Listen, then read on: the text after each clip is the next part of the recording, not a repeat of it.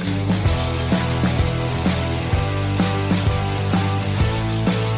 guess let's just go ahead and just jump this off real quick. Just to let everybody know, we got Coach Baker here and Ron Donnelly, Elgin's biggest fan, and we got Vincent and myself here to talk about some Elgin football. So what we got coming up this week? It's game week finally. Yeah. I know you got to be happy, Coach Baker. Ready to go. Scrimmages are one thing, but now it's lights are on, real quarters, real game. It's time to real score. It's time to get started, and the guys are ready to get started. We're, everybody's tired of hitting each other, and ready to go get after somebody else. And when it's on the line in. It's Darko week, and it's the last time we're going to probably play Darko for foresee's future. And a lot of these boys have played Darko since they've been 5 years old. And we told them the other day, it's not just about this team specifically right now. They owe them one for past Elgin teams, and I've been on the backside of that deal, and that thing's kind of flipped, I think. And it's time for us to go get after it for sure. Absolutely, and Anadarko's going to come to Elgin the same way Cash is going to come to Elgin. It's the same thing. Change it. What doesn't change with those programs, and when you talk about Anadarko, it doesn't change with them. Is they're going to be well coached. Ken Jackson's won state championship winning head coach. Absolutely, they're going to be well coached. They're going to be tough kids, and they're going to come get after you, and they're not thinking anything other than come down here and whooping our tails. So it's like I told our guys, it doesn't matter at the end of the day. We had this talk at the scrimmage. At the end of the day, the standard is the standard. It doesn't matter the opponent. Absolutely. It doesn't matter if it's Anadarko sitting across from you. It don't matter if it's Cash. It don't matter if it's Carl Albert. It doesn't matter if it's Locke MacArthur. At the end of the day, the standard is the standard regardless of the opponent. And that's just kind of where we're trying to get to and go. If our goals are what our goals are, right? If we want to achieve what we say we want to achieve, at the end of the day, we're not just building right now for Anadarko, and that's the focus. We're building it for 14 weeks down the road. That's got to be the mindset. So every day's got to be better. That's got to be the mindset right there. You just brought up a good point. You said a lot of these kids been playing Anadarko since they was 5 years old. Absolutely. When I come to Little League, we wasn't playing Anadarko. Yeah. But it also comes back to your history. Jared Williams talked about it a little bit last week with you being the head coach of the youth football team. You want to expand on that any? Yeah, man. We just by pure luck, we put together a good coaching staff, and we had some amazing athletes when they were young.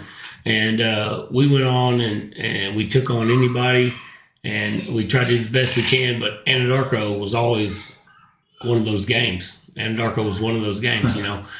like you didn't go to Anadarko expecting to lose, and we talked to those kids, and but it was always tough. It was always tough because they didn't want to lose to Elgin either.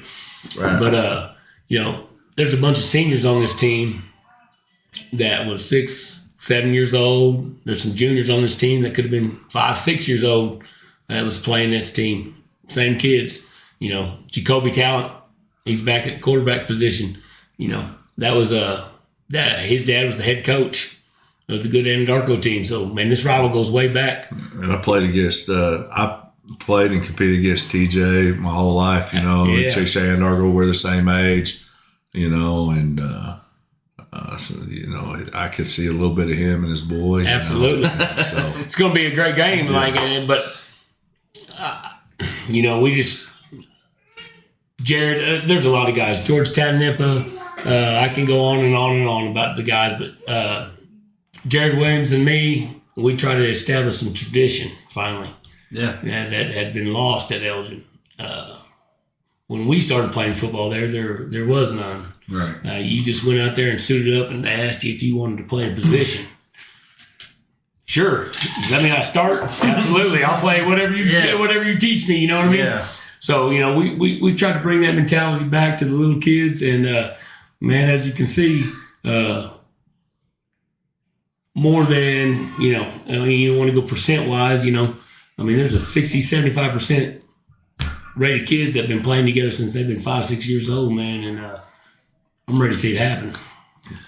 Talking about the quarterback a little, Jack, going back to Coach Baker, going back to, from my understanding and kind of my little semi-film study that I do before announcing the games and things like that. Kind of everything revolves around him. Yeah. What's the emphasis this week on the defensive side of the ball? We'll get to the whole team as we move forward, but kind of what's the emphasis on the defensive side of the ball when you have kind of that dynamic type of athlete at quarterback where everything kind of revolves around him? It just goes back to being sound. Everything's going to run through him. That's obvious on film.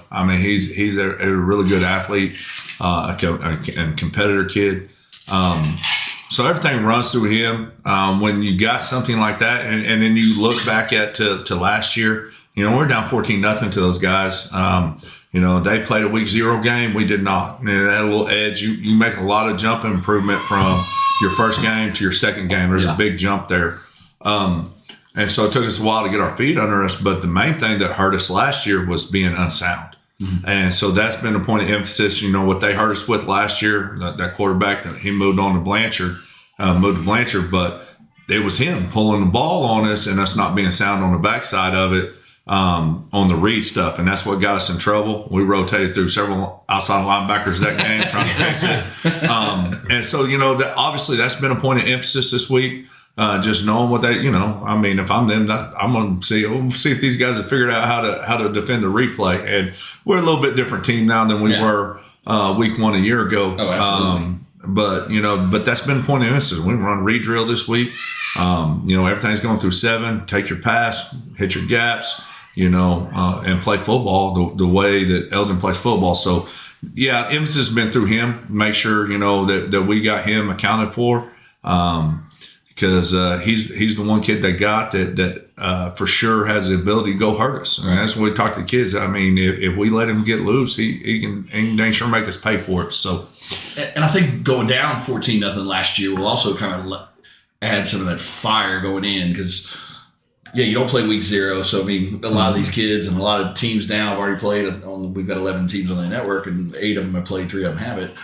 So, you kind of come out a little bit slower when it's your first game compared to your second.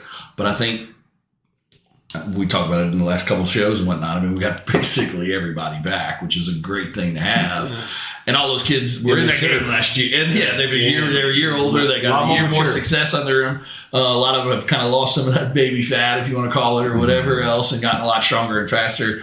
But I think going down 14-0 those guys last year is kind of in the back of their minds too. So, hey, let's come out and start fast. Is there anything different that to see moving forward, because to kind of get out to a little bit of a faster start, or it better be in the back of their minds than the back of mine, Right.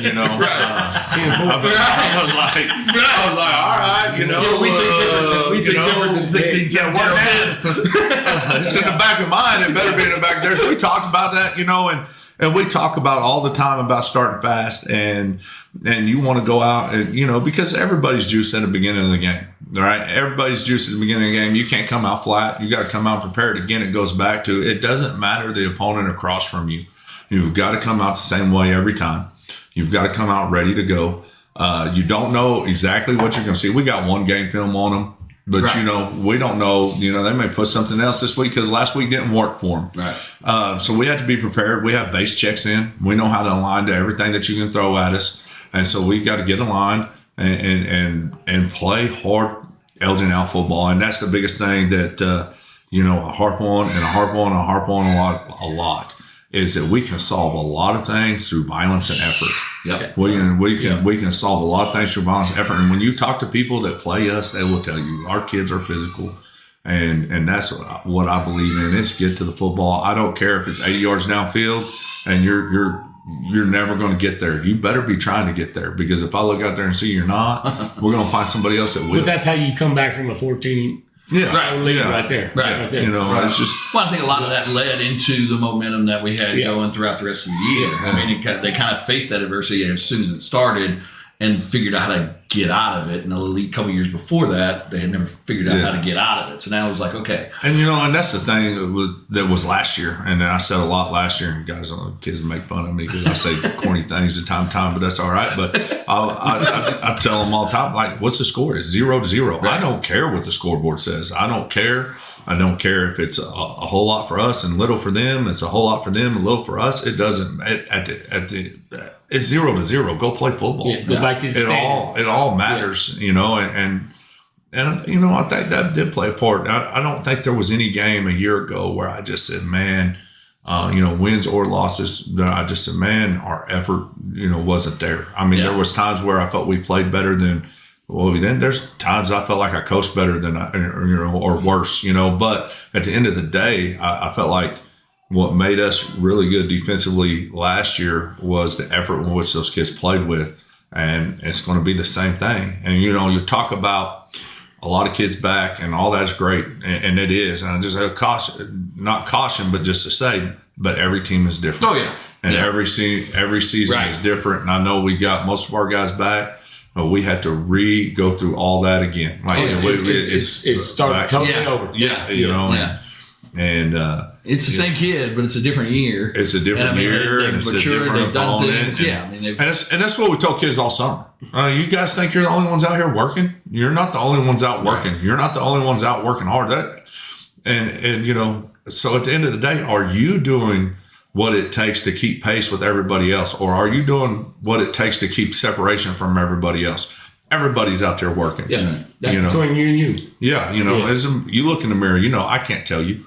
I can tell you sometimes, but for at the end of the day, they're the one that has to go home, look themselves in the mirror, and go, man, I laid it all out there. Yeah, am I doing all I can? Yeah, you know, and or I didn't, because you know, as individuals, you can fake it, and you can maybe fool me, and you can maybe fool your friends, but at the end of the day, you can't fool yourself. You know, you can bring your bucket of excuses. Yeah, but you know, you got to look at yourself. And that's what we're talking. And like I truly believe in playing with effort and playing with violence. You know, and that's also a lot of mistakes. And we expect that week one. Yeah. We're going to have, you know, and I, you know, there's probably a lot better coaches out there than me. You know, I know there are, but what I try to do for these guys is I try to keep it simple. Yeah. Because at the end of the day, I want our guys playing fast, and I don't want to put an overload, you know, get too complicated. We're going to be pretty simple, and we're going to go get after. We want to try to look complicated, but be simple in the same task. And, you know, that's what we try to do. And I feel like we do a good job. And, you know, right now we've got a lot of guys. A lot of those guys are very high IQ football players. And so that helps too. Yeah, that goes a long way. I mean, that makes your job easier. Yeah. When you've got a bunch of kids like that out there. But the summer program has helped these kids. So you say let an athlete be an athlete. Yeah. You know, let's go be an athlete this week. Week one. Let's go be an athlete. We're going to make mistakes, but let's be an athlete while we're making mistakes. Yeah. And let's be an athlete while we're making great plays. If you're making mistakes 100%, a coach is never going to get that's correct. That mad at you. Yeah. I mean, they're going to get mad at you because you made the mistake at the end of the day. But if you're doing full speed, now if you make a mistake because, you know, you're lollygagging half-ass, whatever the case may be, then that's when they're going to jump your ass. And that's when you might see yourself on the bench. But, and what, from looking back to last year, then looking back to the summer program and seeing a couple practices, things like that, it doesn't feel like we have any of those kids. There's a couple out there every now and then, but for the most part, we kind of have touched on this in the first 2 weeks. For the most part, they're all good kids and they understand it and they're willing to do what it takes to be that. It's coachable kids. Right. Mm-hmm. Coachable kids, man. You got to have coachable kids. And if you don't have coachable kids, then it's a lost cause. What I like about our coaching staff, though, is you know, it's sometimes I feel like it's easy for me to say, but I've seen the coaches doing the same thing to other kids. You know, Ryan, I grew up coaching with you. Yeah.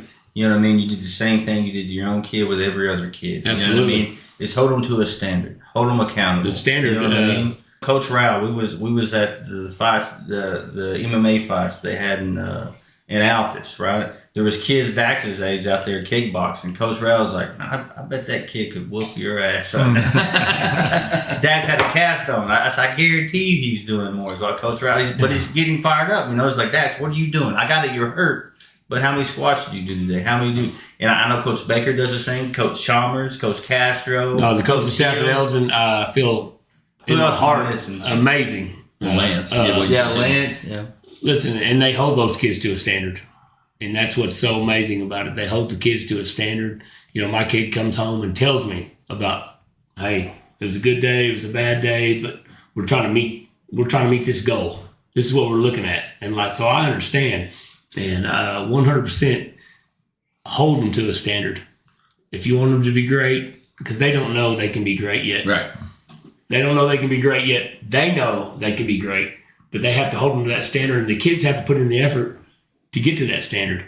And when they get to that standard, well, then it's lights out. Yeah. What's amazing is I told them the other day, and it's true, when we're talking about standard, you know, I said, guys, you set the standard. I said, right. I didn't set the standard. You told me what you want to be.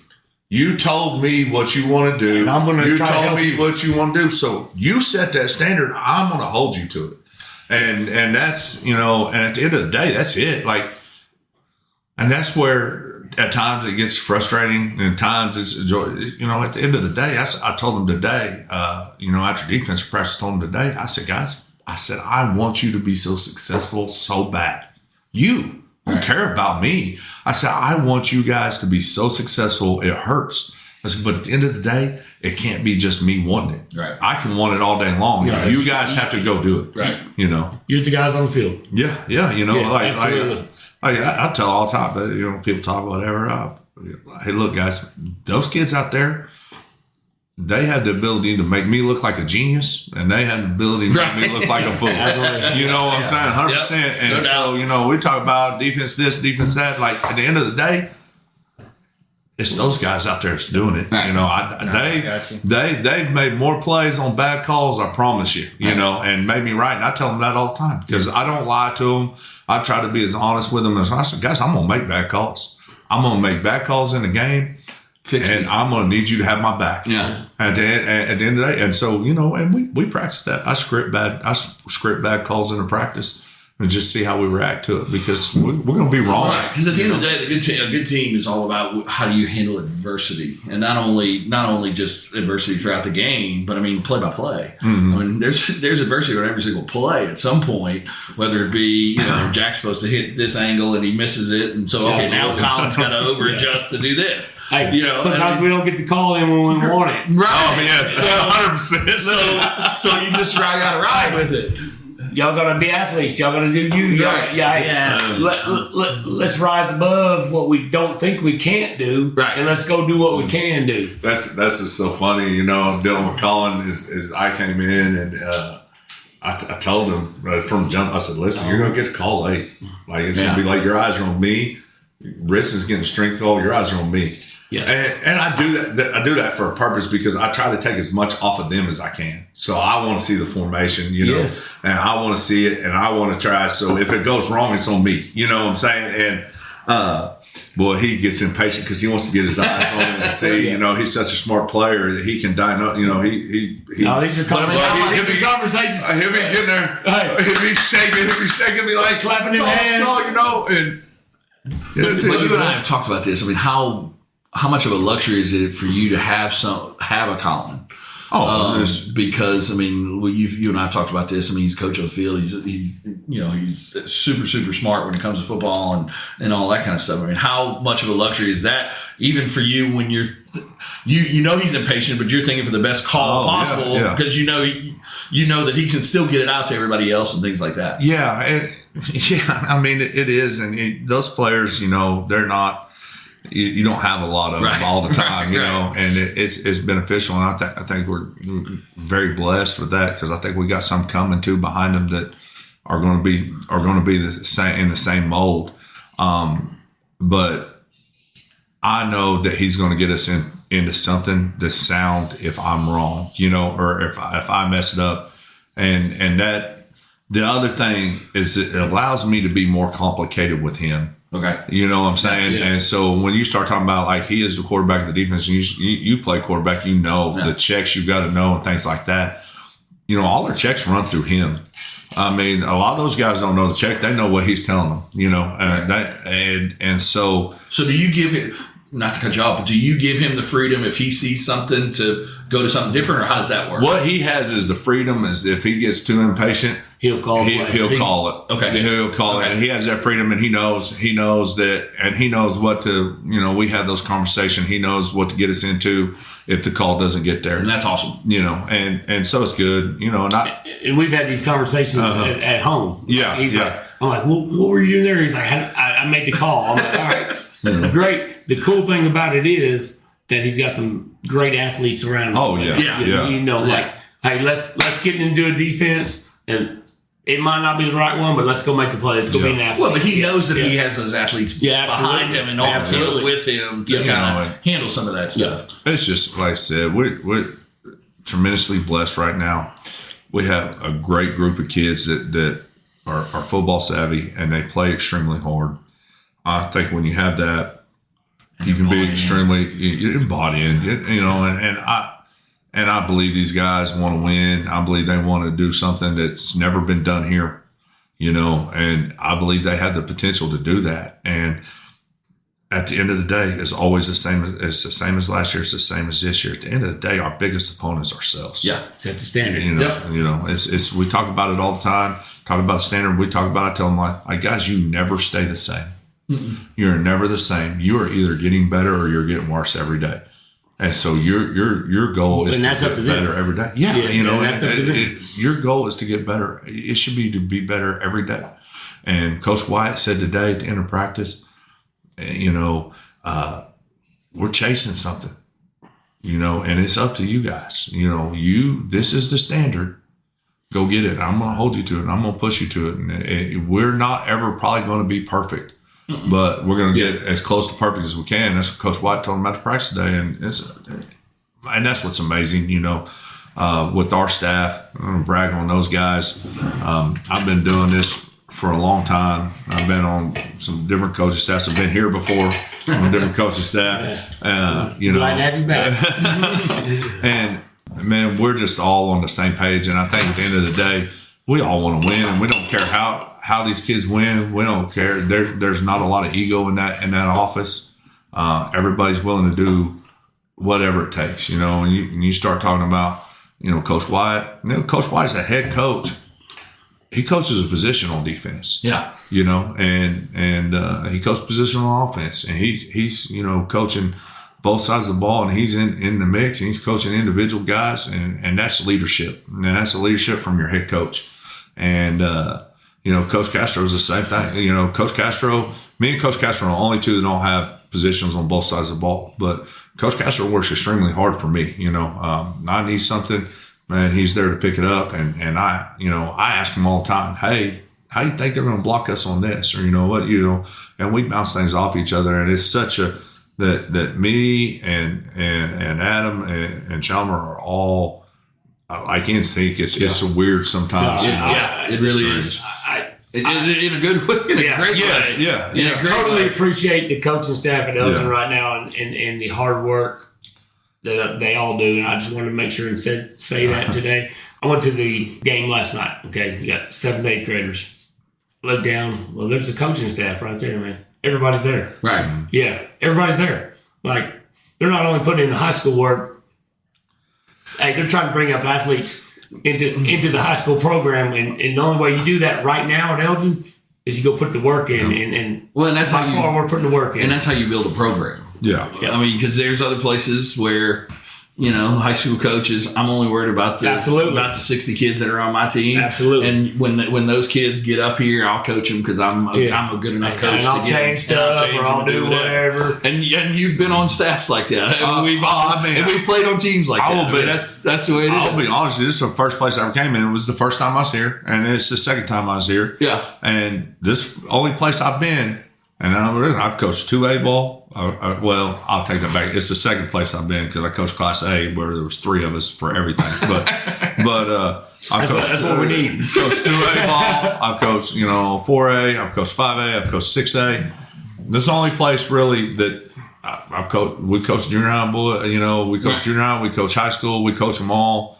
We're in the hour coaching them up. They're getting the same they're getting the same points and emphasis that our high school kids is. We just talked about it with that 7th grade today. I said, look right here, guys. I've got 5 guys away from the play, standing and watching, while our corner has a kid wrapped up, holding on for dear life. We should be moving. No, helps you be on the way. Same thing, And you ask them boys, I'll tell you, I'll rust a pursuit drill, and we will start it over in a hurry. Amen. And what I like nowadays is not as complex as the high school plays are, but the high school plays are being taught to Little League, and in a not so complex way, so they have an idea now. You got Raul coaching first and second grade. You know what I'm saying? You look at some of these programs where they're good programs. Like I grew up in Tuttle before I moved to Chick-fil-A. So I grew up in Tuttle. I started playing Little League football in Tuttle. That's where I cut my teeth, and that's where I learned to play up until 9th grade, and I moved. But when I was at Tuttle, my head elementary or Little League coach was in charge of Little League wrestling in Tuttle. That's how I got into wrestling. Yeah. It was a guy by the name of John Head. He was my Little League coach. He went to my dad, said he needs to wrestle. He's obviously not a basketball player. He needs to wrestle. And that's how I got into that's what needs to happen. And that's what I love. Those guys, we're running the same thing around there. You look at the Clintons. Like, why is Clinton so good for so long? Because they ran their Little League program. Right. Everybody went through Coach Lee. From flag football all the way to high school, same place. And that's what I love about it, because I grew up in a big city. I grew up in New Orleans, so it was more about the individual. Mm-hmm. You played in Little League and this, that, and the other. And in New Orleans, things are a little bit different because there's a ton of private schools, so you can there's recruiting going on and some things like that because it's a private school. Recruiting going on here too. Yeah, there is. I believe it, but it's borderline. It's off the book. It's borderline legal down there because technically, I'm applying for a job. Yeah. But it's all about the individual. Yeah, and so there's no program. I mean, there's no really programs or anything like that. You've got a ton of kids from New Orleans that go on and play college ball and go to the NFL and things like that. But a lot of them aren't necessarily always the greatest kids either because they've been individualized and whatnot throughout their time. So coming here and seeing like a program being set up and, dads have been coaching these same kids since this time and now they're all in the same thing. I mean, it's kind of awesome to see and and then it can build from there. And that's the thing, going back to Ryan and them and that Little League, my older son, he's not a football player, he's not an athlete, but he's in that same class as Colin and Jason, all them, and he did play Little League football. And when he started, we were the Tigers, and it was blue and white, and I'm going gold or whatever. And I was like, "What is going on? Yeah, why are we doing this?" And then but I didn't need to hear that. They started to change that, and you watch that. So when I came back, I was at MacArthur, and I came back, and what was funny, a lot of people, I get calls, "What are you doing? You're crazy. They're 4-6, 0-8 a year ago. What are you doing? You're at MacArthur. You're always going to contend. What are you doing?" That's home. That's where my kids go to school. My son's going to be a sophomore. I'm trying to get back and be around my kids. But the thing about it is, I knew this group that was coming. Yeah, I knew Jason. I knew Colin. I knew a lot of those kids. I knew Peyton Christensen. I coached some of their brothers when I was here the first time. I was coaching wrestling at MacArthur. I always talked to LGK. I always talked to Jace. I always talked to Colin. And we always talked. I'm like, hey, come back. So I knew these kids. I knew this group that was coming. And then, when I got the call from Coach Wyatt about it, about the opportunity. And, of course, we've had conversations often, it had to be the right time and the right circumstances. And I came in and I sat down with them and I said, all right, we coached together before because we were on staff together before and we're friends and we've always talked. And even, when we both went different places, he's a guy I consider my friend, know.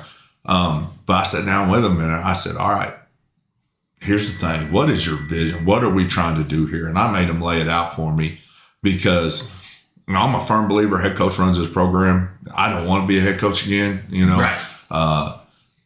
unless it's just the absolute best scenario. So let me rephrase that. I never burn bridges on anything, but I don't have the desire necessarily to go chase a head job. But I firmly believe head coaches run their programs, and I had to be on board for that. I had to be on board with the vision and what we're trying to do, and it's nothing against any other head coaches, but that's just the way they're hired to run a program, and they deserve to do that. So when we sat down and met before I came back, so I made him. I said, and I've known him, and I've talked to him, and we've talked football, and we've talked Elgin football a lot. And all right, what's your vision? What are you trying to accomplish here? What do you want this place to be? And made him lay it out for me. And I was 100% on board from that point forward, you know. And it was just like, I'm in. Let's go try to do it. I've never had to talk with him, but I totally believe his vision is go get that gold ball. Yeah, no, 100%. 100%. Like, at the end of the day, we're trying to build young men. Yeah. It's like facing them. Like, listen, being down 14 points is not going to be the worst adversity you face in life as a human being. Right. Ever. But what we're trying to do is prepare you. You can't quit. You can't back down. You can't run away from it. That's what makes you special. That's some of the toughest times in my life. Like I think back and when my dad died and having to deal and go through all that. Man, football prepared. I had great coaches that prepared me. And prepared me for life. Outside of my family and the strong influence, I had a great dad. But I played for Tim Reynolds. I mean, hell, I married mine's daughter. He's a lot of that, they didn't want to let you quit. And that was the thing. They wouldn't let you. And that's the thing. They would break you, but they would never let you just you don't walk in. And off. that's what we're trying to do. And that's telling kids all the time. Hey, with the scrimmage, y'all talked about it in the podcast last week. At the scrimmage, and I ripped them freshmen, and they needed it. But at the end of that, I thought, I love you. Right. And if I didn't love you, and if I didn't do this, then I wouldn't be a very good coach, and I would be doing I wouldn't this be service. even here. I wouldn't even be in here if I didn't love you, telling you how bad you did. Yeah.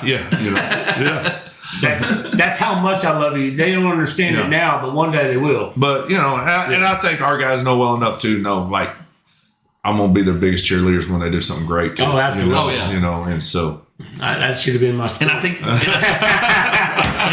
and the one awesome thing about it is, I think the kids here currently get it. Oh yeah, because every coach says that, and there's a lot of teams, and you probably coach teams where you've said that and wanted that, and you knew walking out of here that the kids not necessarily felt that way. Yeah, but when I, as a media guy, I guess you could say, or whatever, when I talk to any of the kids, they're all bought in. They say the same things sometimes that you guys say. I mean, how many 100%ers did we have this year? Yeah, man. I mean, you had 75-80% of the team that didn't miss more than, one or two workouts through the summer. And then you've got a Trey Crabtree last week on a coach's show saying what's the most important week of the season for you guys, and said December 3rd. Yeah. And didn't even blink and didn't even think about it. You have to be careful because they hear what you're saying because they. Yeah. Right. Now, I mean,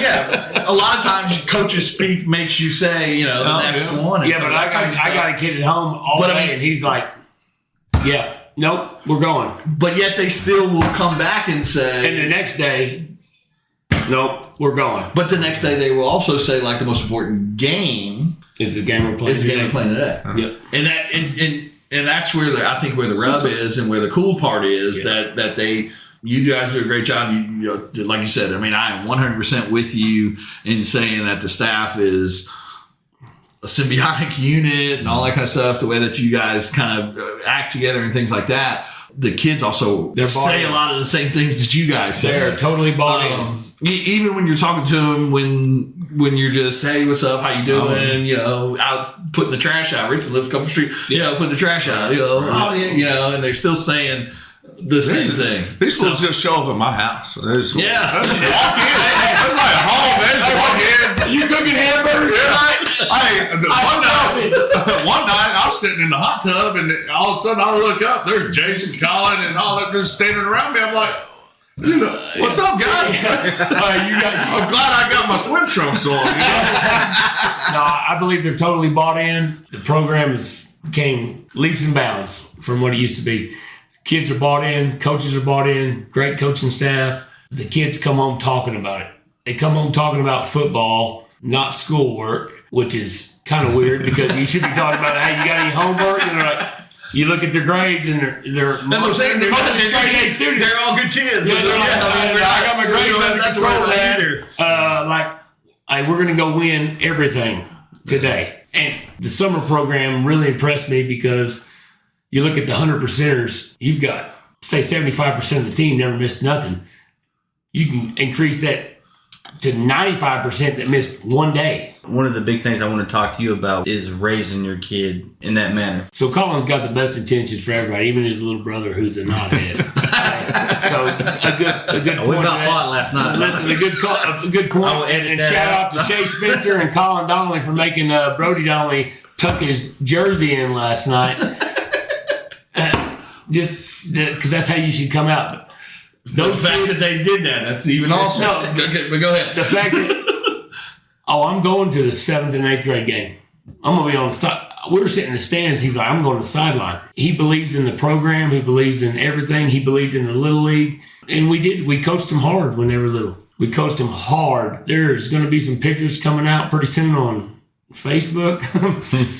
Crystal Lund, shout out to you and Jason for posting all these pictures. I seen one the other day. We were practicing in the rain. That's what we did. But we always told those kids, one day it'll be better. One day it'll be better. So when you get to school, do the right thing. And there's so many of them. I'm not going to go through the list of names. But there are so many of those kids that believe in the program, believe in the coaches, totally bought in, and want to win. They don't want to lose. But if you guys wouldn't have been saying one day it's going to be better, when they go 0-8 as freshmen, absolutely, they're not going to go 8-3 as sophomores. My wife's got a post on Facebook right now of Colin's a freshman, a sophomore, and it is a different kid. And I'm like, he was playing high school football. Right, that kid was playing high school football. Well, and then now, I know blows my mind. And I know Jack said this last year. I mean. And we'll throw the numbers out again. I mean, you went from what, a 5.2, 5.3 to a 4.8? Yeah. I mean, yeah. Now they're, and I hate to say, baby fat, because I've said that a couple of different times, but Shay Spencer. I'll say baby Colin, fat. But Colin's got baby fat. Colin. Let that be known. Yeah, but now they're starting to lose some of that. Trace is a great example of it, That's some of that stuff is just going and going and going, and now they're growing into men, and they took those, it's going to get better, it's going to get better, it's going to get better, and they listened to it, because not many kids that'll go 0-10, 0-8, or whatever. You've been in places, I've been in places, I'm out. Hey, my freshman year. Slaver about made me quit at the Bethany scrimmage last year. You know what I'm saying? First play of me coaching defense, they went house. I was like, I'm going to pack my stuff up and leave. You know what I'm saying? I'm a baseball kid. I also play baseball. I also play basketball. Screw this football stuff. I'm getting hit, and I'm going 0-10, yada, yada, yada. But they've stuck with it, and and they love it. They love it. They love it. But it's not only them though, but it's also part of. Congratulations, you guys, from raising good kids. We got. There's a ton of mom and dads out there that have stuck with it and stuck by everything that the coaches were saying, as little league, as middle school, as high school, and look what you got now. Right, you got some competitors right now. You got kids that can do anything that they want to do. And I've said that in the last couple things. They're great kids because obviously. We've got great parents. That's number one. And that's better than anything. Now that I'm a parent. You got some. Of course, you got the senior parents that'll do anything. Junior parents that are pretty much ride or die. Sophomore parents that are like, I'm in, and freshman parents that are going, okay, this is the way it goes. Okay, all right, let me change my schedule. I'm in too. And so that's what builds a program. That's what builds some tradition. And that's what them boys need. That's what Elgin needs. That's what the whole program needs. And, we finally got, I'll say it again, we got a coaching staff that puts in more work than, I don't know any other coaching staff that puts in this much work. I see them everywhere. Yeah. And they all got kids now. They're raising their own kids. Not like me personally when it comes to that, I know Coach Baker through wrestling, first and foremost. That's how I know him. Yeah. You know what I mean? We had a hell of a season this year. Shout out to wrestling. Yeah. we had a hell of a season this year. Then when it comes up, to football, we talked over the summer a little bit. Hell, man, we talked about doing a couple podcasts there. We never pulled the trigger on it. But anyways, moving up to it, you presented me with all the plays that was been going through. We talked about it. I felt pretty confident about it. And then when it comes time to start, coaching regular practice and stuff, position plays, I go to linebacker. So Coach Hill, man, he's all over it, man. He's like, hey, man, he's like big brother, man. Hey, man, this is what we need to do. He's teaching me the drills and all that, man. Shout out to Coach Hill, man. No, great dude. Man, awesome guy. He's really been helping me out. And really, like last night was the first time I was like, this is a little bit tougher than I anticipated. You know what I mean? It really was, man. There's a lot of pressure. There's a lot of pressure. We was watching film today, for example, and I watched the 7th grade. I feel better about the 8th grade than I did the 7th grade. But watching film, I feel better about the 7th grade than I did the 8th grade, if that makes any sense, right? Absolutely. So I'm watching through it, and I'm like, and here's the issue, and I'm just sorry to tell you, it doesn't ever go away. No. You when it's on you and you're the one making the call, it don't ever go away because you want it to be perfect for those kids because you know what they put in. It's something you practice and you expect them to be spot on. You just want to make sure that you're right, and you want to make sure that you're right because I personally, and it's probably what drives me and probably drives my wife is saying too because I'm just working, but what drives me is I don't want to be the reason that they fail. Absolutely. You know what I'm saying? At the end of the day, if we fail, I don't want to be the reason. And I think that's the way I work the way I do. I think that's the way my mind thinks the way I do. Because I tell people all the time, listen, my game plan might suck and you might beat me because my game plan sucks. But it's not going to be because I didn't prepare. It's not going to be because I didn't watch the film. It's not going to be because I didn't look at the data. It's not going to, you know what I'm saying? It's not because I didn't want. And that's part of the reason you met my wife tonight for the first time. As soon as she walked in, she was your defense coordinator. My dad was defense coordinator. I got a ton of respect for you. And it never easy. And I put it all down. You had asked me scrimmage. How do you call what you call? Well, in scrimmage, I'm shooting from the hip. I'm just trying to get what I'm feeling. But I go through and I'll have a play sheet and I'll have listed what I like to whatever, whether it's down or distance or whether it's formation. I promise you, we'll try to look at it about every way you can. and I learn it by the time I don't ever pull that sheet out hardly except in between, series because I've looked at it so much. Right. But it's still and you make that call and it's a key situation and you make that call and you're like, is this the right call? And at the end of the day, and you can go back and I got it in the office and I can show it to you on my play sheet for Anadarko last year. At the top, I wrote, trust your guys. Trust your guys to make you right. And I wrote that because you got to pull the trigger. And it's just like the Midwest City game. I've gone back over that 15 million times. And I said, maybe I should have went here. Maybe I should have done this. Yeah. It was a but that's what you're always going to do as a coach. It was a 10 centimeter. And I'm that way, and I'm going to take all blame on. But you're holding yourself accountable. But you're holding yourself accountable. Yeah. And just like we demand our kids, hold yourself accountable. Like look yourself in the mirror. Before you start pointing fingers, you hold yourself accountable. Those kids can see it. Yeah. Absolutely. But you never, as a coach, that never. I've been 18 years now, 19 years. I don't know. I've lost track of how long I've been doing it, and that never goes away. And you go make that call. When you're the guy making the call, everybody thinks they want to be the play caller. Everybody thinks they want to make the play call until they make the play call. That's what I was like my last job. Hey, I was just a D-line coach. I had to make them play calls. Everybody wants to be a cowboy. Because I went in there as an old quarterback. Because I had to respect the guys that I worked with. I go in there, I bring all my ideas, and they were like, they never said no, But at the end of the day, I'm not the one making the calls. So that guy's making the calls. Now it's back to me making calls. But I think that's why, I'm chasing it. I think I did the head coaching thing. I wasn't real great at it. I probably wasn't ready for it. I probably wasn't really ready for where I went and did it. But I think the most joy that I have is being a coordinator, and that's where I've had the funnest part of my careers. I've been a coordinator at several different places now, and that's just where I have fun because I love the scheme of it. But that's you. But that's you. Oh, you love the defense, man. Yeah. I was kids ask me all the time, on offense, we run this play. Hold on.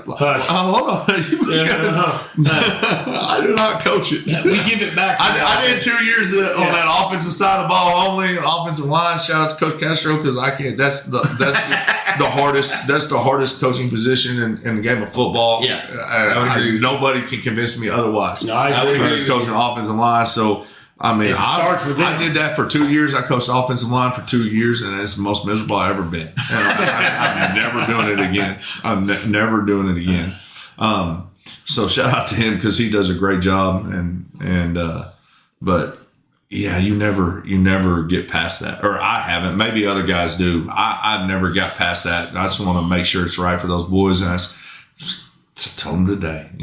I want you to succeed. I've been fortunate. I've got to win a state championship as a coach in football, and I've been 1-9, and I've got to go everywhere in between. I've done it all. I can walk away from football today and be content with, what I've done throughout my career as a player and what I've done throughout my career as a coach.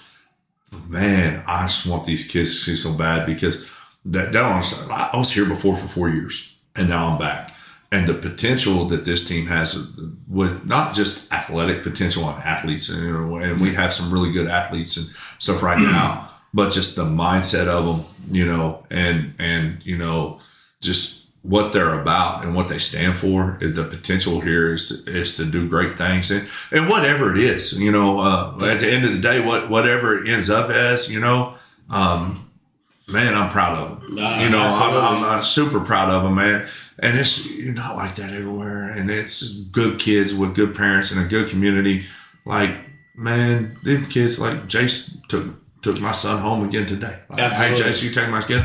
Like, I trust these kids. Like, hey, load the kid up, put him in their car, drive him home. Yeah, and listen, absolutely trust all these guys. And at the same time, they know hey, they're messing up. At the same time, they're going to come to your house when you're in the hot tub. Yeah, for sure. And I love mate, what y'all got for dinner? Because at the end of the day, the relationships that I built with these kids, I told them when I came in day one, and I've always been like this as a coach. I told them day one when I walked in there, I said, once you're one of mine, you're always one of mine. Yeah. And that makes it difficult in some situations, just being honest with you. But, you're a dad to many. But I mean, they're mine. I see what these kids have put themselves through. Yeah. It's not easy. It's not easy and there's a school full of kids that aren't doing it. And some of them are doing other things, and that's great. I'm a firm believer in getting involved in whatever it is that brings you that's joy. You, right? Yeah. But it's not easy. And I saw, reshared a tweet yesterday as Mike Leach talking. I had won a game and talking about, and it was hard, but it wouldn't be gratifying if it wasn't hard. Right. It's not. That's what makes it great. To win at something that's easy, that's not.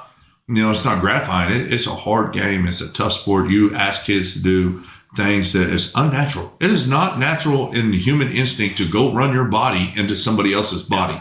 That's not a natural instinct. And we ask these kids to do a lot. And we ask them to give a lot. And we ask them to sacrifice a lot. They'll always be one of mine, till the day I die. And so, but I think that's their will right now. Oh, yeah. They're willing to do whatever it takes. And you can tell that by, I said it, summer program, after school practice, showing up on time, whatever it takes, we'll be there. Yeah. Ryan, one of the things you talked about earlier with youth football was building an owl tradition. What would be one of the things that maybe some advice you would give them so they could do the same thing you did? Well, don't buy into whatever. When you come in as a Little League coach, and I did this too, and when I came in as a Little League coach, somebody had to literally talk me into it because I was like, no. But it was in there, And, we were the Tigers. And the next year, and Jared Williams looked at me. We were on the field. And we're like, hey, we want to be red. We want to be red. We want to be red and white. And they're like, no, we're going to be the Tigers again. And we're like, no, we're not. That's when we switched to the War Owls, which goes back in Elgin tradition. Yeah, we used to have the black bus back in the day. We had the black bus. We would drive the kids to the game on a black bus that Jared Williams has that he painted in his shop. Yeah. Like we would show up, you knew we was coming. But when I started football, 1-9, 2-8, quarterfinals. We finally got a coach that showed us some tradition. So when I got back in the game with my kids, I'm like, first year, all right, I'll go with the flow. Didn't like it. Next year, I'm like, we got to do something different. We got to get the coaches involved. We got to get the high school coaches involved. We got and Jared Williams 100% helped me with all this. Literally, changed our colors, changed our jerseys, went back to Elgin. Now we're Elgin, and we go win the Super Bowl that year, undefeated. And with our War Owls, and you look now at the Little League, and they're all War Owls. Yeah, right. Those kids want to go play high school football, junior high football. At Elgin. When I was there at the first, it was like, maybe. Now every kid that goes down there, they're at the game. They were at the game last night, watching the 7th and 8th grade. Yeah. They're going to be at the JV game. You can better believe they're going to be at the high school game watching. Yeah. These are little kids, man, 7, 8, 9, 10 years old. That's where I want to be, right there. I want to be on that field playing for Elgin. Yeah, 100%. Listen, so if you don't get some tradition going, you don't get no want. No, 100%. I mean, I don't know about y'all, but man, that's right there. That gets me really excited. You know what I mean? Yeah. It makes it important when there's a Coach Baker, a Coach Chalmers, Coach Castro talking. This is Elgin football. Yeah, you know what I mean. That's the tradition. That's what it is. No, but it was here and it went away, and all we did was try to bring it back. Right. Because I wanted to play football, and my dad was a football player. I wanted to play football, so okay, we go play football. We do real good in junior high. We get to high school. We get our asses kicked. We finally win a game. Right. Okay, who's coming back next year? Well, all 20 of us came back next year. 2-8. Junior year, hey, we're in the quarterfinals, man. We lose to the guys that go win a state championship. And the sophomores and freshmen of my junior and senior days carried that on, and then it died back off. And then we're just playing football up here now. We're just signing up for a sport. Right. Well, and I think that, and you touched on this earlier, and I think you touched on it earlier too, where I think now we're in a different position because Ritson and Kaysen were out at the first and second grade game.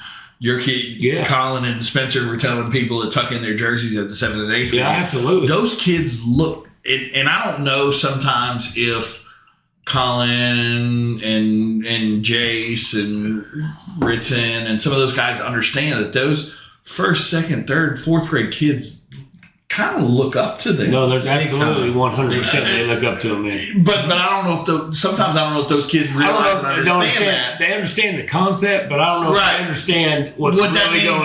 But what that means for them to be that kind of role model. I mean, because at the end of the day, Charles Barkley, I'm an athlete, I'm a role model, whatever, yada yada yada. But at the end of the day, if you have pride in your community and things like that, then you want those kids you want to be a role model and get back to that. So nowadays at Elgin high school games, you've got young kids coming to watch Jace. They're coming to watch Colin. And watch Trace. They think they're at a professional game. Yes, they do. And this is the greatest thing I've ever seen. 100%. Where that never existed before. But those kids, they also there's a bunch of kids that went to the Little League camp and participated in the camp. Absolutely. We had high school football players. We had high school, yes. Running drills at the camp where yes, that was non-existent. Yes. No, so yeah. Shout out to Coach Rao. I've got two daughters. Yeah, two daughters. And so we'll kind of expand on that. I've got two daughters. So my wife's the cheerleading coach of the first and second grade team. So football and cheerleading had kind of a camp all at the same time. And during the camp, I would say, so no offense, wife, I went to the football camp and not the cheerleading camp because because I apologize that I've got 2 daughters, but I really wanted a son. I had to tell her. Don't worry about it. No, you can keep it on there. That's okay. She knows it. But when I walked out there and saw probably 25 varsity players, and I'm not talking about, because I got a brother here, or I got a sister here, whatever. Yeah. I'm talking about, and we're talking about captains. We're talking about leadership council kids that were there coaching the 1st through 5th grade kids. So I coaching, and I'm not talking about just sitting off to the side. I get a couple calls. And I'm like, oh no. They're like, please, if there's any way he can make it tomorrow and stay in my kid's butt, that's what I want. I'm like, oh, we can make that happen. Matter of fact, we're changing plans right now. But that was just awesome and cool to see. Yeah. Just and then, like I said, kind of as knowing some of the kids and knowing some of the parents and going out there and being like, hey, guys. But that's where it starts. They wanted to do it, and I mean, and Jack, going back to you, that's y'all getting in their minds, and I mean, yes, it's a parent thing and things like that too. But but y'all make they're that with their coaches right now more than they're with anybody. Yeah, and y'all are leading them into those type of situations where they are engaged and want to be engaged, and that's a cool thing. Yeah, need to be. Yeah, I agree. We got such a. I'll keep saying this special group, and it is, man. You talk about one of the toughest things to do. We're sitting there talking, and we had the captain vote. So how many captain spots are there? Only 3. There's only 3. We got 3 captains. We're going to have a rotate. We went to a rotating captain because there's so many of those guys that are deserving. Yeah. So y'all did 3, and then one every week. We're going to rotate one, and it's because how do you cut that off? It's the same thing. All right, we're going to do leadership council. Well, all right, who are the seniors need to be on the leadership council? And you start going through. Yeah, that's a lot. That's a lot. 3, 5, 7, 9. Do we want to list them now? And it's just it's a tough thing, and you got to make the call on it. But you don't have to be voted a team captain to be a team captain. It doesn't matter. At the end of the day, it's a great honor. Your teammates voted you for that, but at the end of the day, you're going to lead. You're going to lead in your own way. No, if you're a leader, you're a leader. Yeah. And I don't need to see on my chest to, and we talk about that. I've had a lot of conversations with Colin too.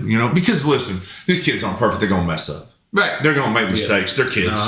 But and that's how you learn, and that's how you grow. You make some. So I've had conversations with Colin. I call him, look, I don't care if you're a voted team captain or you're not voted team captain. You're a leader of this defense, and I'll hold you to a higher standard. Yeah. You know what I'm saying? And sometimes that stinks for the kid. But at the end of the day, that's just the way it is. But it makes him a better man. But not only does it make him a better man, but he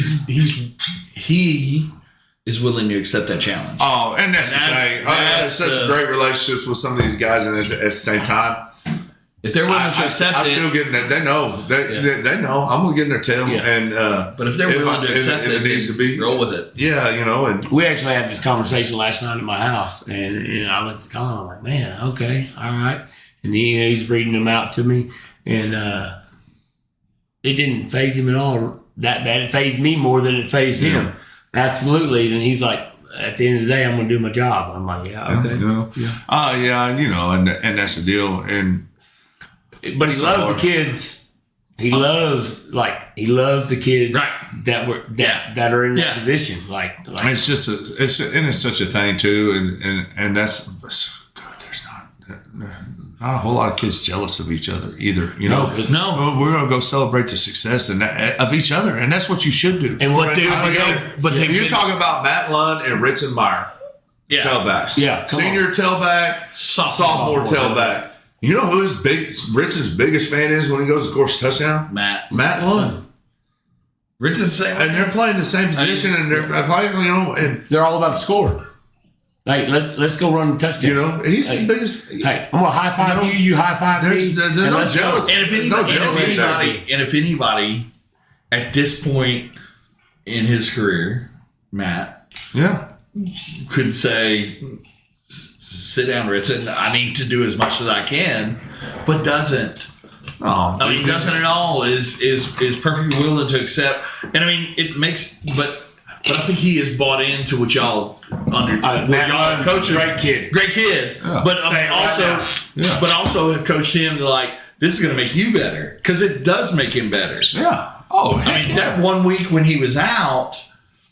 Ritson fulfilled. And he came back the next week and said, I got you. Oh, I got you. Yeah. Now, you taught me a couple things. Watch me run 200 yards. He ran a little bit different. Yeah. That was a hell of a game. Yeah. Too. I mean, he ran. Yeah, he ran a little bit different from there on. And that'll kill. I'm telling you, what'll kill a team faster than anything is jealousy within your team. God. It'll kill a team faster than anything. And, jeez. Oh man, I say a little bit. But you see these kids right here, and like, because I told Colin he had to get a job to go pay for his eating habits. These kids go to dinner together, they hang out together.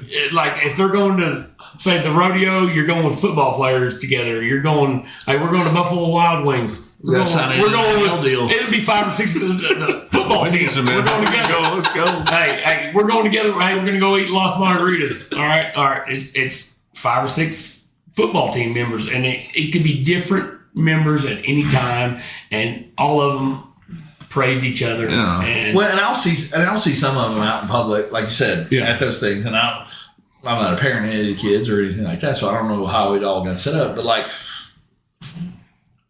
Madeline will be there with like a freshman kid. absolutely.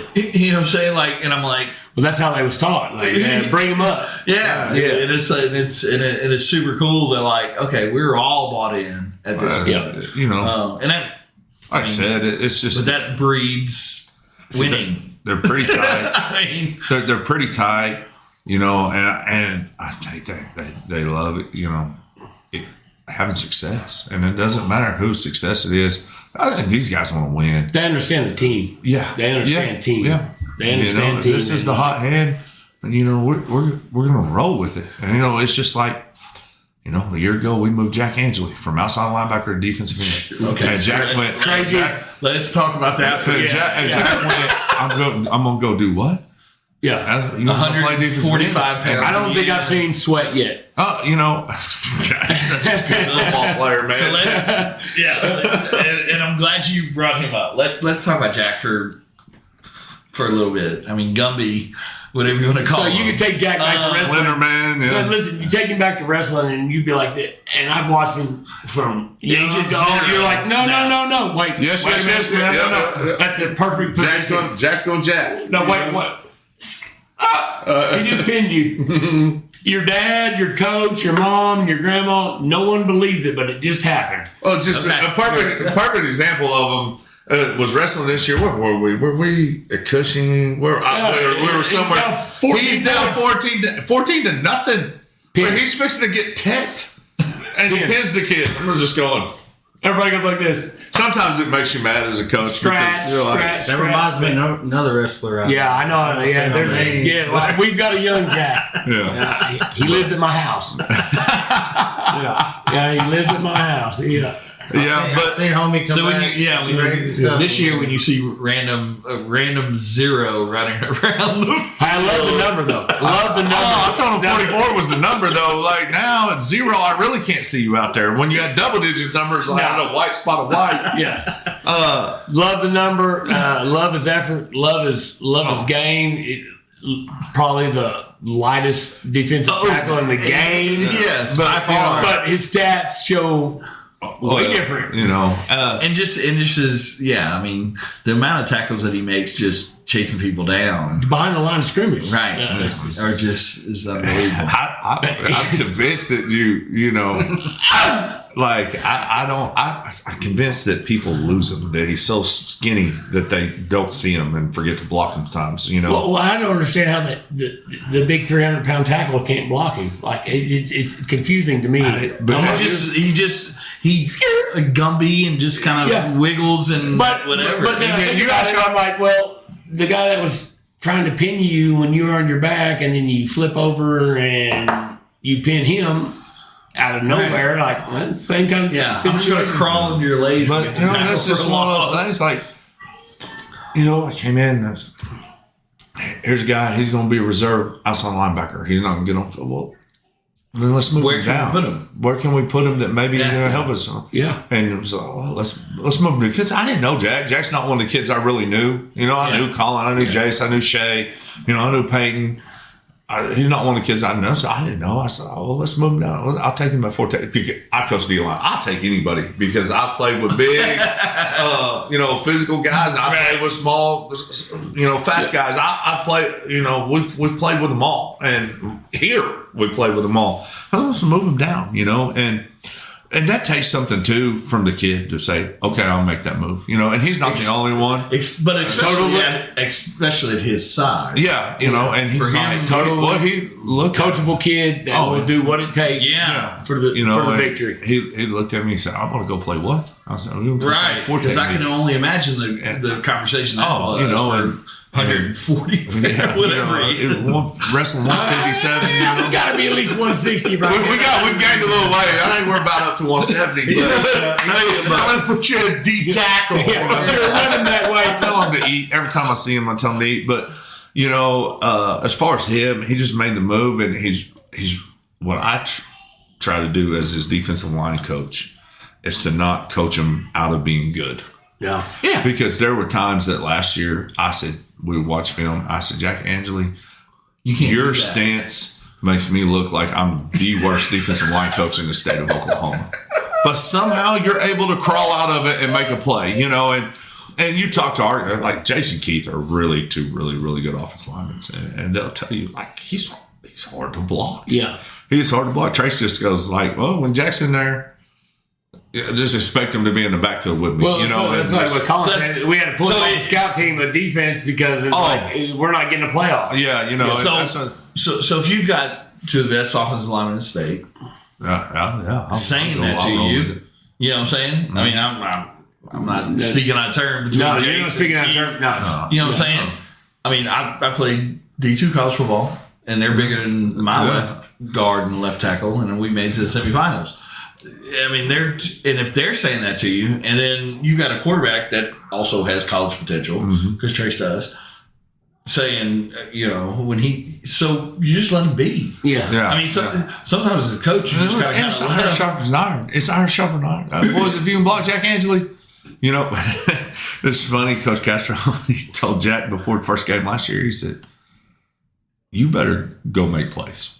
Because if not, you're gonna get me fired. Yeah, because if they can block you and I can't. Yeah, and that's a testament to Jack. And Jack probably said, "Well, that's what I do." Yeah, that's what I do. There's so many of these kids that I'll be glad they're gone, but I'm gonna miss them so much. No, but Jack's a good kid, and he made that move.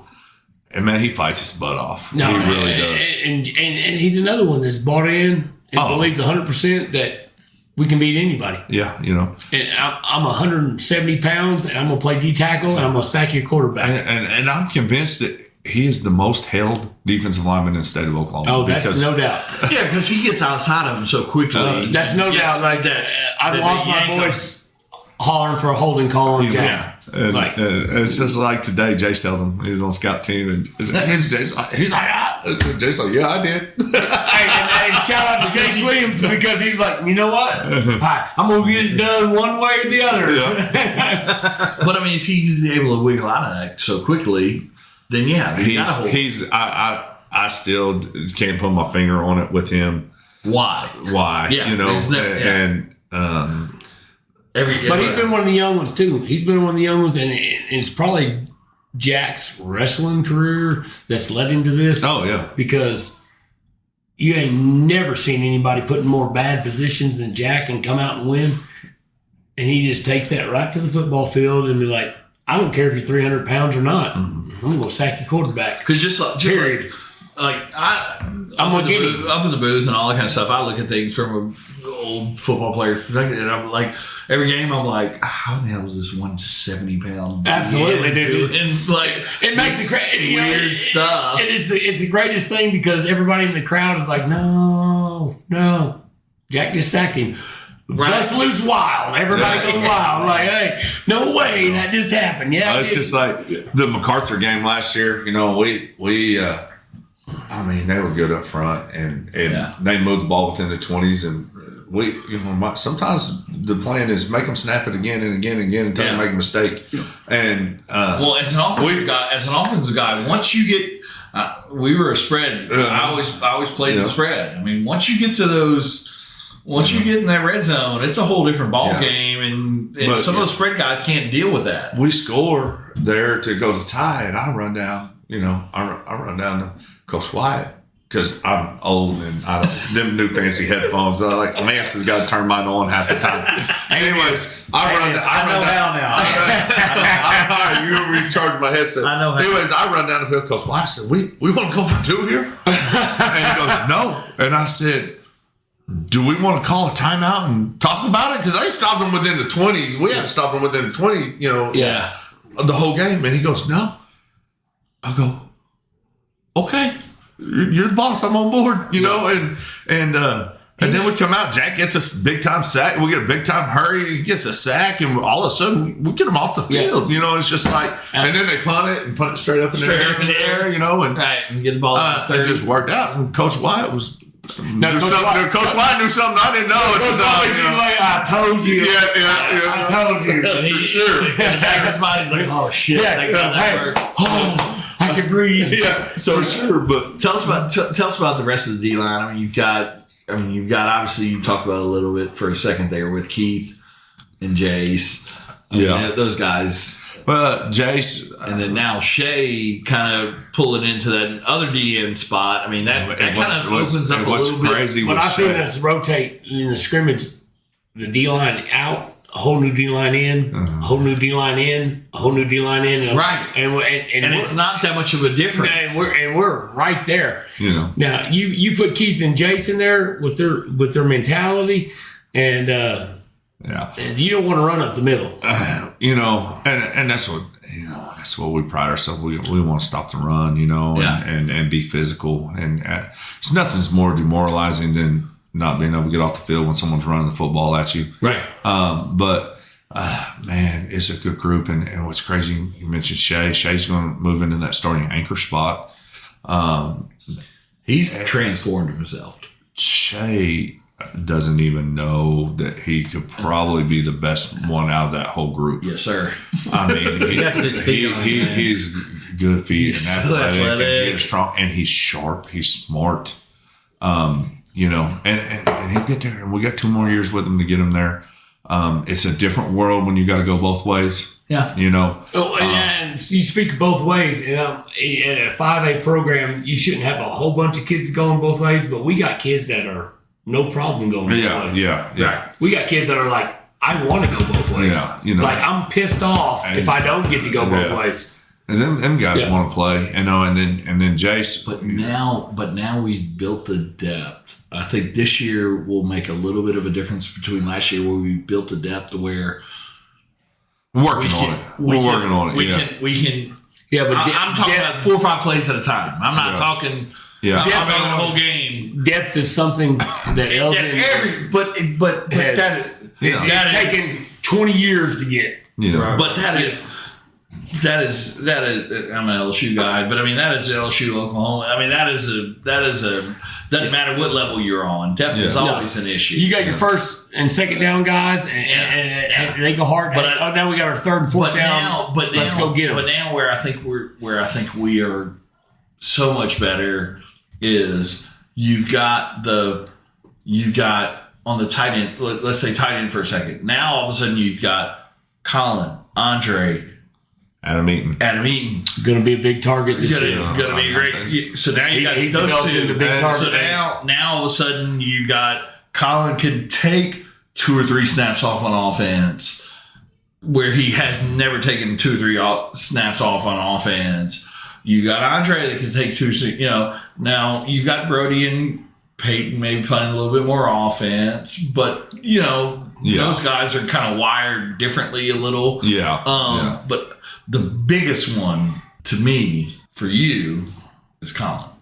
Yeah. Colin taking some snaps off on tight end will tremendously help you on defense. We were super gluing some of these guys by the end of last year. Duct tape and prayers. Right. Duct tape and prayers, bro. That's one of the things I wanted to bring up with you as a parent, though, because I don't know how much we can talk about this, or we can talk about it. So if I need to shut up, just say shut up. But as far as Colin last year, with his shoulder, like, how bad was that, and how bad did it affect his game? Because I didn't see any. It didn't affect his game because he personally wouldn't let it. Right. But it was to the point like, hey man, we're gonna as a parent, hey, we're gonna have to take you to the doctor. We're gonna take you to the doctor, man, and see what's happening. And he's like, no, you ain't. I'm like, well, if you got the heart to play, I'm gonna let you play. And as soon as football was over, we did take him to the doctor. And it wasn't as bad as we thought, but it was close. Right. It was close. And it was close. But I try not to leave it up to him. But because in the situation, you're always going to say I'm good. When I look him in the eyes and I'm like, hey, look, man, what do you want to do? He's like, oh, no. He's 100%. I'm playing with a broke arm. You can break my leg, and I am going to go tape it up and play. And I'm like, that's the mentality I grew up on.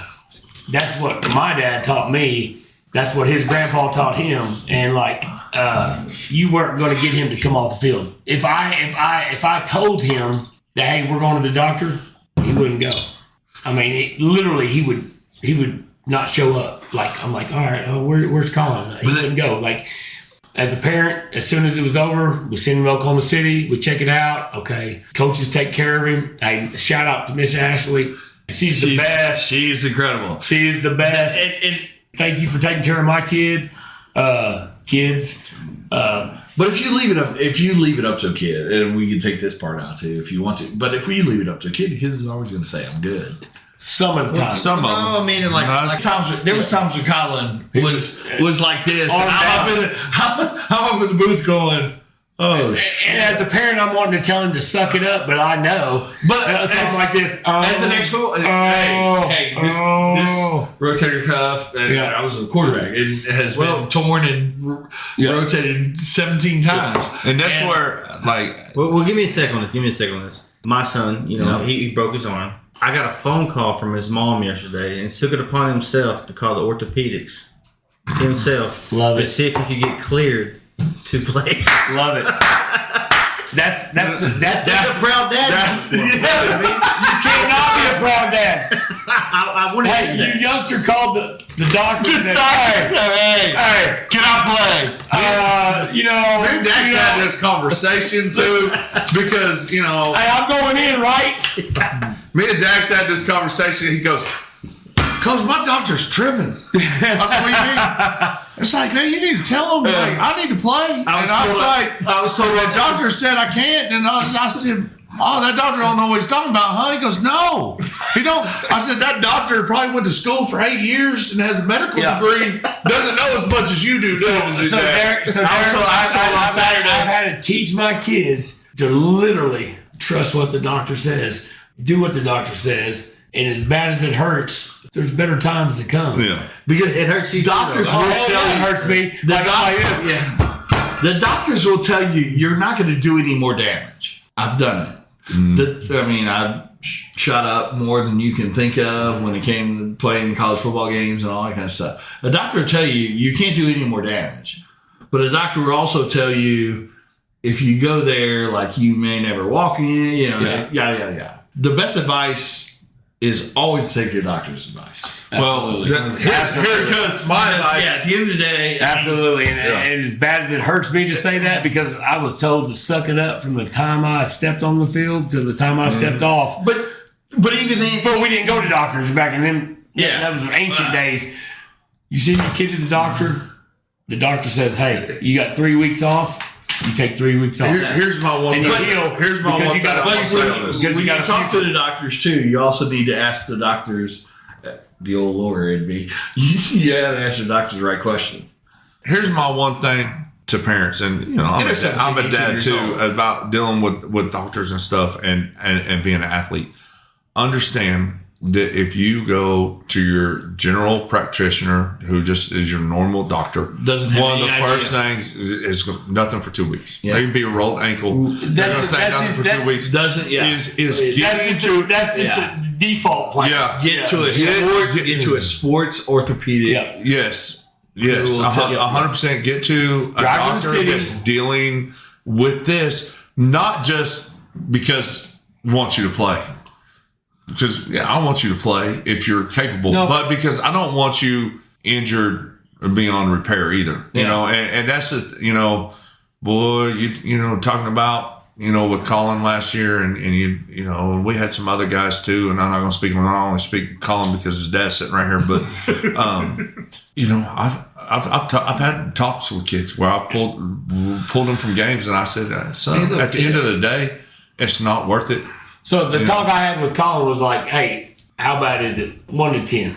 And he was up there a little bit. I'm like, but is it every day? Is it just when you hit it wrong? And I go through those steps with him because that's how I was taught. Mm-hmm. And we're all right. Right. We're all right. Because he wasn't, I talked to him. I'm like, well, let's go see a doctor right now. He's like, nope. His exact words were no. And we had fights too, because we got a shoulder saver like life vest that he hated that thing. No. I come out there every day in practice and be like, I'm not even in y'all won't even let me have contact with bro. I said, I don't care. Go put it on. No, he's like, no. I'm like, so when I asked him that and he says that, I'm like, okay, well, how bad is it then? If you're telling me no, we're not going to go to the doctor, well, how bad is it? Like, how bad is the pain? Like, are we gonna make it, or are you gonna? And I don't know, and I gotta ask him because only you know yourself. You know what I mean? Right. Yeah. Everybody's played through some pain. Luckily, after the season's over, we go get him checked out. It's already started to heal. When it comes to like doctors and stuff like that, like I had a couple different experiences. Last year, Dax broke his hand during football, right? So we go to the ER. Jared, I'm running the clock during the time. Jared Williams was like, hey, you need to go Dr. Advent, right? With Southwest Orthopedic Surgeon in Yukon, I believe is what it is. I didn't go. Comanche Memorial Hospital is like, hey, just go to here so we got it checked out, right? Yeah, I didn't like the experience at all. No, you got Dr. Advent. So as soon as it happened this time, That's the when dude. we was at the ER, I called Heather. I said, hey, call TRICARE, get something set up now. And before, like it was over with, Leader had set some up to go to Yukon and get it checked out. And it was phenomenal. Like, they got checkups. They catching him up good. The cast is better. No. Everything was better. Like I had surgery on my arm. Yeah, you did too. Yeah, I went to Dr. Woodson. He's the doctor for the Oklahoma City Thunder. This was bad. He's like, no problem. Go to a sports doctor. Yeah. Go to a sports doctor. They are going to put you in the right position to heal faster, and they're going to put you in the right. Hey, you're going to go to physical therapy. Like when I went to physical therapy, I'm in there with like 5 or 6 kids from the high school program. Hey, they're in there doing physical therapy at Elgin, and I'm like, well, what'd you do? Needless to say, they went to the right. You go to a sports doctor. 100% go to a sports doctor. We have a doctor for our whole family, and he would put you on 2 weeks leave in a heartbeat. Okay, because that's what you do. You just go heal. Go get you a sports doctor. Have them look it out. If they tell you go get an MRI, go get an MRI, and 2 weeks leave and some Lortab. You're good to go. Yeah, no, hey, I'm gonna edit that out. but I'm serious. Like my doctor, our general practitioner would put you on. Nope, you're done. No, hey, I don't want you to walk to school for the next 2 days. Okay, and then you go up to the city or wherever, and you get to your sports doctor. And like, okay, yeah, this is what it is, and they're going to shoot you straight, and they're going to tell you the best path to heal quickest. That's the thing. They are going to put you on the best path to heal the quickest. Yeah. And that goes back to with Ashley. I mean, her goal is to get these kids healed and get treated Ashley's not and get never back gonna on put anybody. Yeah. She does a really good job. Yeah. Hey, look, I thought I was in my 20s again in the wrestling room and double leg Dylan Brown and landed on my shoulder because I as I had Dylan Brown going backwards, I realized that, my big 300-pound son, I'm trying to kill a kid and be on the news. So I landed off and, jammed my shoulder up, and man, I'm in there and she's got stem hooked up on me, and she's all right, come back tomorrow for treatment. And so she's good at what she does, and she's good at getting our kids healed up and keeping them safe. Because at the end of the day, I want our kids to go and live happy, fulfilling lives as great human beings, and absolutely. I want them to look back on their experience of high school football in good ways. And even as a dad on that deal, you want them to play because they got great potential, but you also want them to be healed, functional, and you want them to go on and do whatever they want to do in life. And that's the whole goal. And that's I got a Brody. We don't hurt ourselves during practice. We hurt ourselves climbing trees and stuff. Okay, so Jack, we talk a little bit about the defensive line. Tell about your linebacker crew, because that's kind of your. I mean, I know defensive line is your forte. Yeah. But Colin, Colin, I was a linebacker coach for a whole lot longer. I've been a D-line coach. That's how I cut my teeth. So let's talk about the 4 starters. I'll give a shout out right now, man. We got Colin and Ritson right up the middle. You ain't running up the middle. So you got Colin, because Ritson. you got to get past Jason Keith first. Well, I ain't talking about those two up front. Colin, Ritson in the middle. Yeah, I agree. Probably not two better in the bet. But then you've got Andre and Peyton on the outside. I mean, explain those 4 and how good those 4 work together. And then how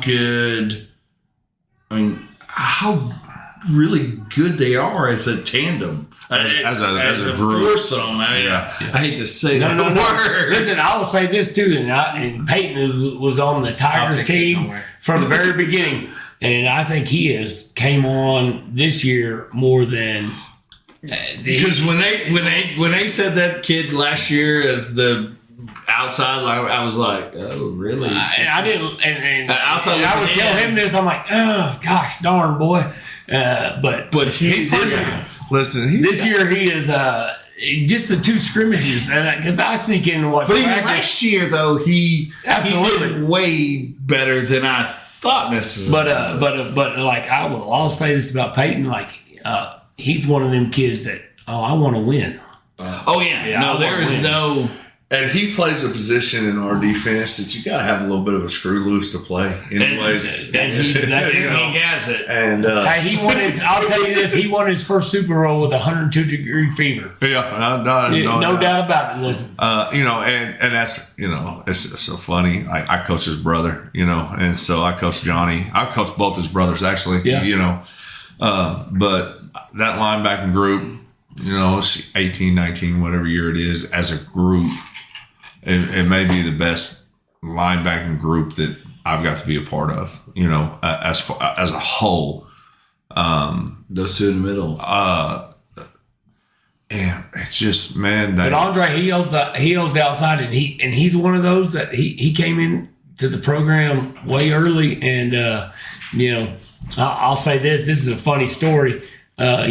Trey played guard, and he didn't want to play guard when he was little. But I'm like, that's where you're at right now. And I was like, and Peyton did too. Peyton played guard, and I'm like, this is just where you're at right now. Yeah. You will develop into a better player, and they're both playing outside. And Andre was always fast, and I don't know if Andre could outrun Trey right now. Oh, 100% can't. Yeah. 100%. Not even close. Not even close. But I will say this: Andre and Peyton on the outside, they've got good football sense, and they're not gonna let the other guys down. They complement each other's strengths and weaknesses. That makes sense. Yeah. So do you do a deal where you make sure that they're in their strength spots? Oh yeah, weaker. Definitely try. Okay. Yeah, So who's weak? Who's not weak or strong? But strong side, weak side. You know what I'm saying? the rover, which is what Peyton plays. Okay. It needs to be a really dynamic player. So you're thinking runs are coming to him, so he's gonna. No, you're thinking, man, this is a kid that's got to be able to come on and stop the run. Yeah, He's got to be a kid that's got to be, because when you look at what we do, he's going to be more involved in a pass coverage game. Yeah. He's without getting way too into depth, I don't put it all out there, but he's that guy I'm going to bring. We're asking him to do a lot of different things. I don't think he knows that we're asking him to do a lot of different things. It's just what I'm asked to do. Yeah.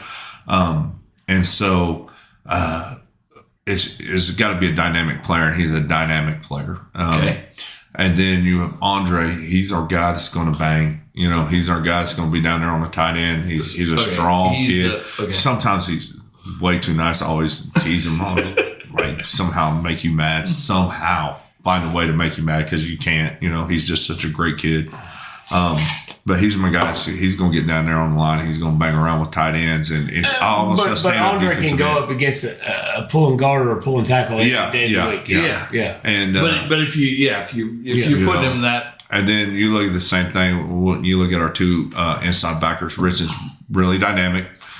Sometimes not as technically sound as I want him to be, But he's an athlete. Oh, he's an athlete. My God. And he's going to do some things. And then Colin is just a technically sound and not a bad athlete. I don't want to say that about any of them because they're all really good athletes. But Colin's a more technically sound kid. Colin's the guy. He's my eraser, Right. But and now so he makes some things right. Now the Collins, not that he's gotten more athletic. He has. Yeah, I'll say he has. Okay. But he's worked really hard at it. And now Collins there, like how great does that? How much does that help your defense? Oh, all those guys are improving. And a lot of it is they're another year older and another year developed into their body. Another year mature. Like I've seen, I've said this earlier. My wife posted pictures of freshman, sophomore, junior, and you can just. Oh yeah, you can just look at it. And I'm like, I don't even know how he was out there as a freshman. He was a baby, but So. They complement each other really, really well. I like their communication. Oh, it's good. And those two seem to sync a lot between Ritson and they all four do. But even if they get mad at each other for a silly play or whatever, the next play they erase it. Oh, and they go on to the next play. Yeah. And I'm like, okay, all right, that's awesome. And we've got some linebackers coming up while we're on linebackers that it should be a good position for us for a little while. We talk about we talk about Richard Meyer. Casey Meyer could be the next Mike linebacker. Yeah. You got Kaysen. Yeah, You got Kaysen. You got Braxton Tuna, who we moved from inside to outside. And he's starting to figure out, he can go. He's so violent. I love I'm it. interested to see what he does. In that ninth grade game, instead of trying to run pop at him, man, he is just he made him quit running it. I got to a point there to sit down. He's so violent, and he's really just new to that position and learning it. He's not even playing it. But he's technique right now. He's solving it with violence. Yeah. He's going to be really good. And then you go in and look at too, and Jackson Sutherland's just another kid that I think would be a tremendous outside linebacker. And then Jake Deal is just really come on this year. He's one of my favorites right now. Yeah, he is. He has came out. What about the kickoff return yesterday? Or for I guess that was Monday. Oh, on the one Jake got almost split. Like I thought he was gonna go. He's that dude. middle I didn't realize he was that quick, dog. He was listen, Jake Gill has had he's probably got more tackles on than anybody on it. Listen, he's came on. He's come on. He's come downhill and by. Hey, you've got to give just a tremendous amount of credit to Coach Hill with coaching those linebackers. He does a tremendous job, That's why I came in. I cut my teeth and I coached linebackers for a long time. Coach D-line. I love coaching D-line. So I came in, all right, where do we need to have our coaching staff in line defensively and just talking. I was like, all right, Coach Hill's going to stay in linebackers and I'm going to coach D-line. You know, it just makes set. And Coach Hill does a tremendous job for me. He's just tremendous help. He's amazing. You know, he's amazing, the work he puts in and the work he puts into the kids. And, you know, I can say this about any coach at Elgin right now. Right. Like, I really can. And anybody that wants to differ with that, I got a good argument for you. But Coach Hill puts in some work. Yeah. And, you know, and he does a lot of things for our staff, you know, strength conditioning stuff. But I just, from a defensive standpoint of having, and I know where he's cut his teeth and where he's been, you know, being at Guthrie and Kelly Beebe. I went to some grad school with Coach Beebe at Guthrie. A tremendous amount of respect for Coach Beebe. Especially as a defense coordinator, there's a lot of elements of our defense. People talk about, well, like, where'd you like this? You know, the defense we've run has been built on so many great coaches. Like, I'm not smart enough. I haven't invented anything myself.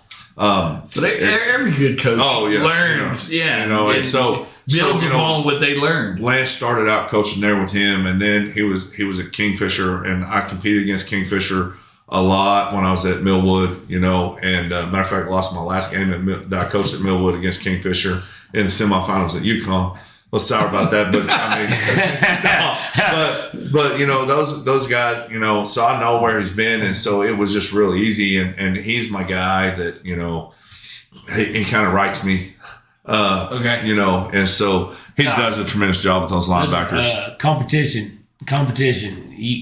Every one of our staff has been in competition mode.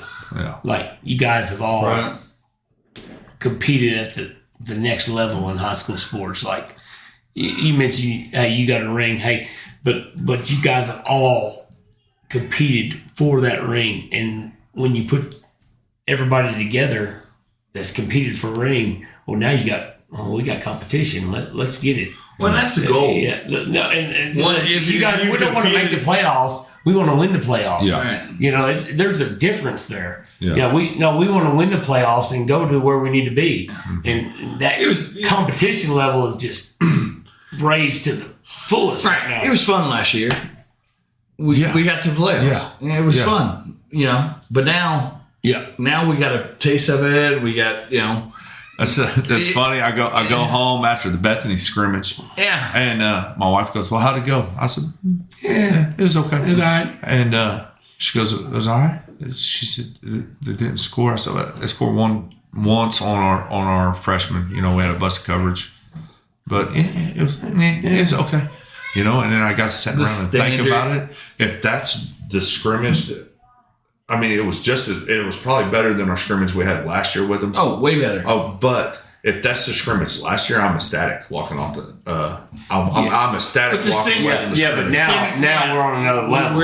We're on another level now. We're not talking. I mean, because when you look at our schedule, tell me one. If you're a Vegas guy, tell me one where we're not favored. If I had to pick one.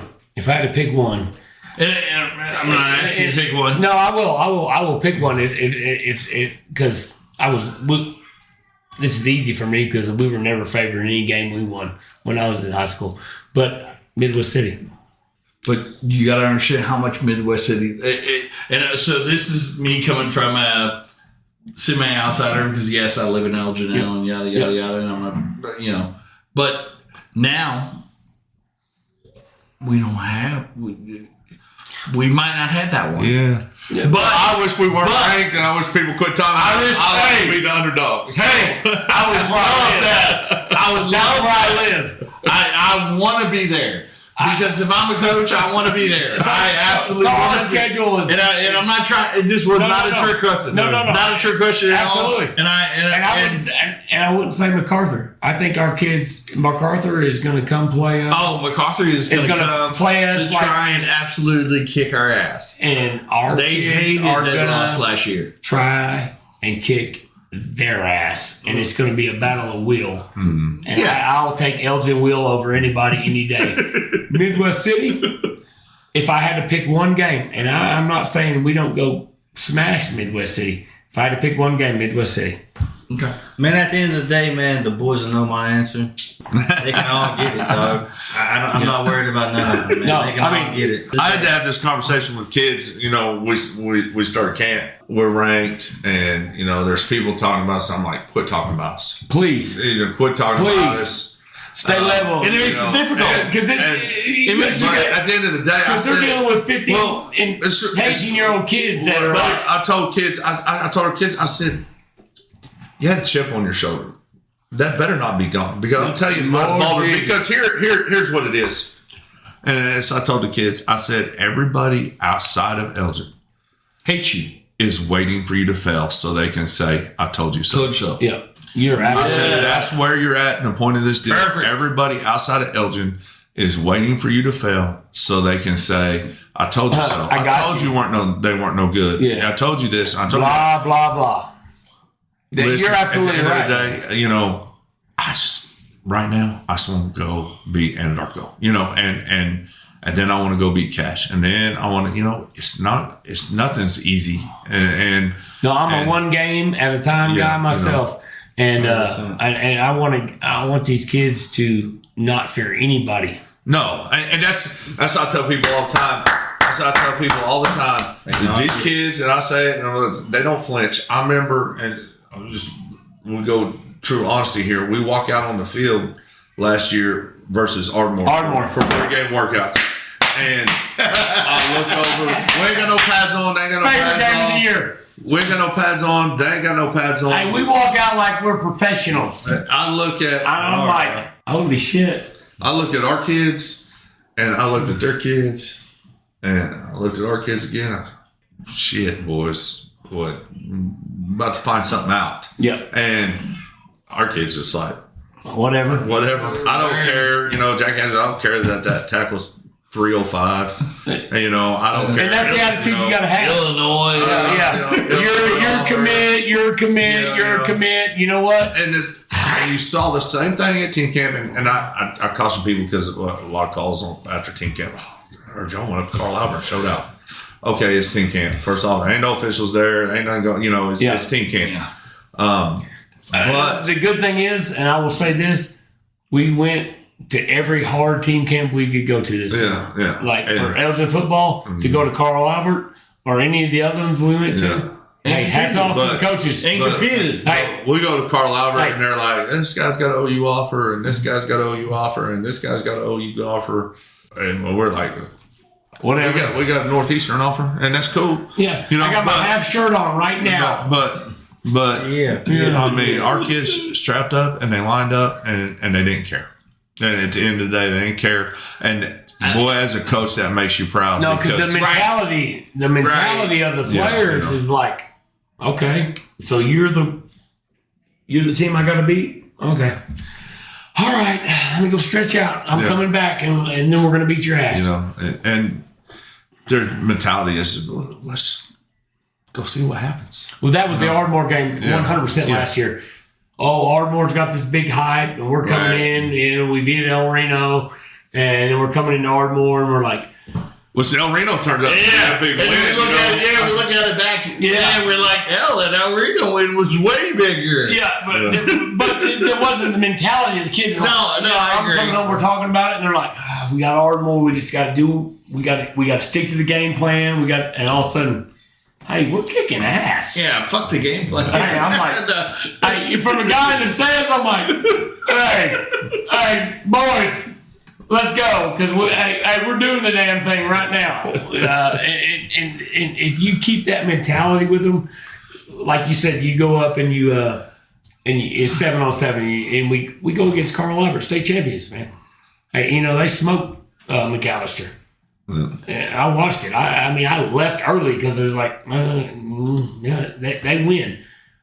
To go up there, get on their field, and compete against them, you're on the next level. So- you're on the next level. Quick question as a coach. So now publications, whatever, you know, preseason rankings ain't worth their shit until you play first week. But They're not even good then either. You know? But at the end of the day, you're looking at us at 4 or 5 in the state. where does the team know that, or are y'all even discussing that? Or the team knows it, but we know it, and we're not discussing it. As coaches, we're discussing it. I'm going, quit talking about us. I don't, right? I love that. I love fuck that. no. Yeah, you don't want to. Yeah. And rankings in high school football are worth about the paper they're printed on. High school football, college, and NFL. It's back in the day with college. The rankings matter a little bit. I had to get this ranking. Back in the day, you get ranked in high school, and you're like, oh yeah, okay, cool. And you have to have the coach tell you, hey, stay level.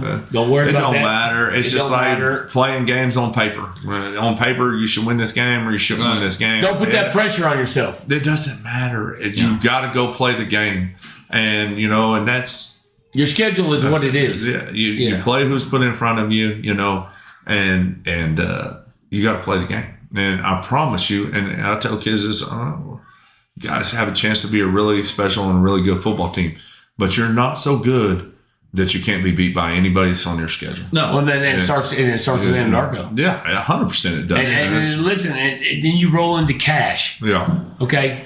There's nothing Cash wants to do more than beat Elgin. Oh, yeah. So just know that. It's not a rivalry. I don't know why the Belgian people think it's a rivalry. It's not a rivalry, man. Yeah. Okay. Yeah, it is. Okay. That's fine. We're going to treat it like a rivalry, and I don't care. Every game can be a rivalry.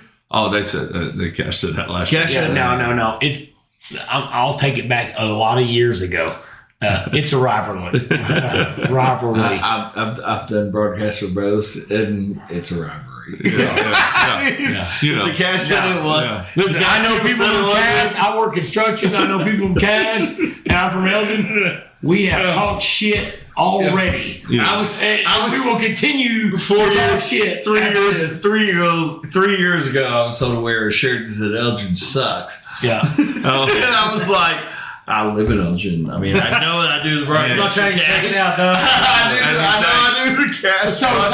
So if you're asking your broadcaster to wear a shirt that says Elgin and sucks, now, it's a rivalry. I don't give a goddamn. What's amazing is Carter's kind of rivalry now too. No, that needs to be it. And it came quick. It was like in a year, like the first year. It was the loudest football game I've ever been to in ever. It was just, both sides at Kansas Stadium. The loudest football game I've ever been to. Oh, such a great atmosphere. And that's how it should be every game. And Elgin should. All right, Cash, Anadarko. All right, now we're gonna hold ourselves to MacArthur now. And that's our rival now. Okay, let's go beat those guys that's got gold balls in the wall. Yeah, let's go get those guys. Well, yeah. 100% agree. But at the end of the day, trust me, I want to be. That Anadarko rivalry runs deep in me. I'm from Chickasha, so Oh yeah. Hey, listen. Hey, you speak to. Hey. That's week one. Anybody within 20 miles. Yeah. That's week one. And that is what it is. And then it's going to be on the Cash, and boy, you talk about a sigh of relief when that game was over, like the Cash game. Oh yeah. But it's like a switch flipped in that second half of Anadarko.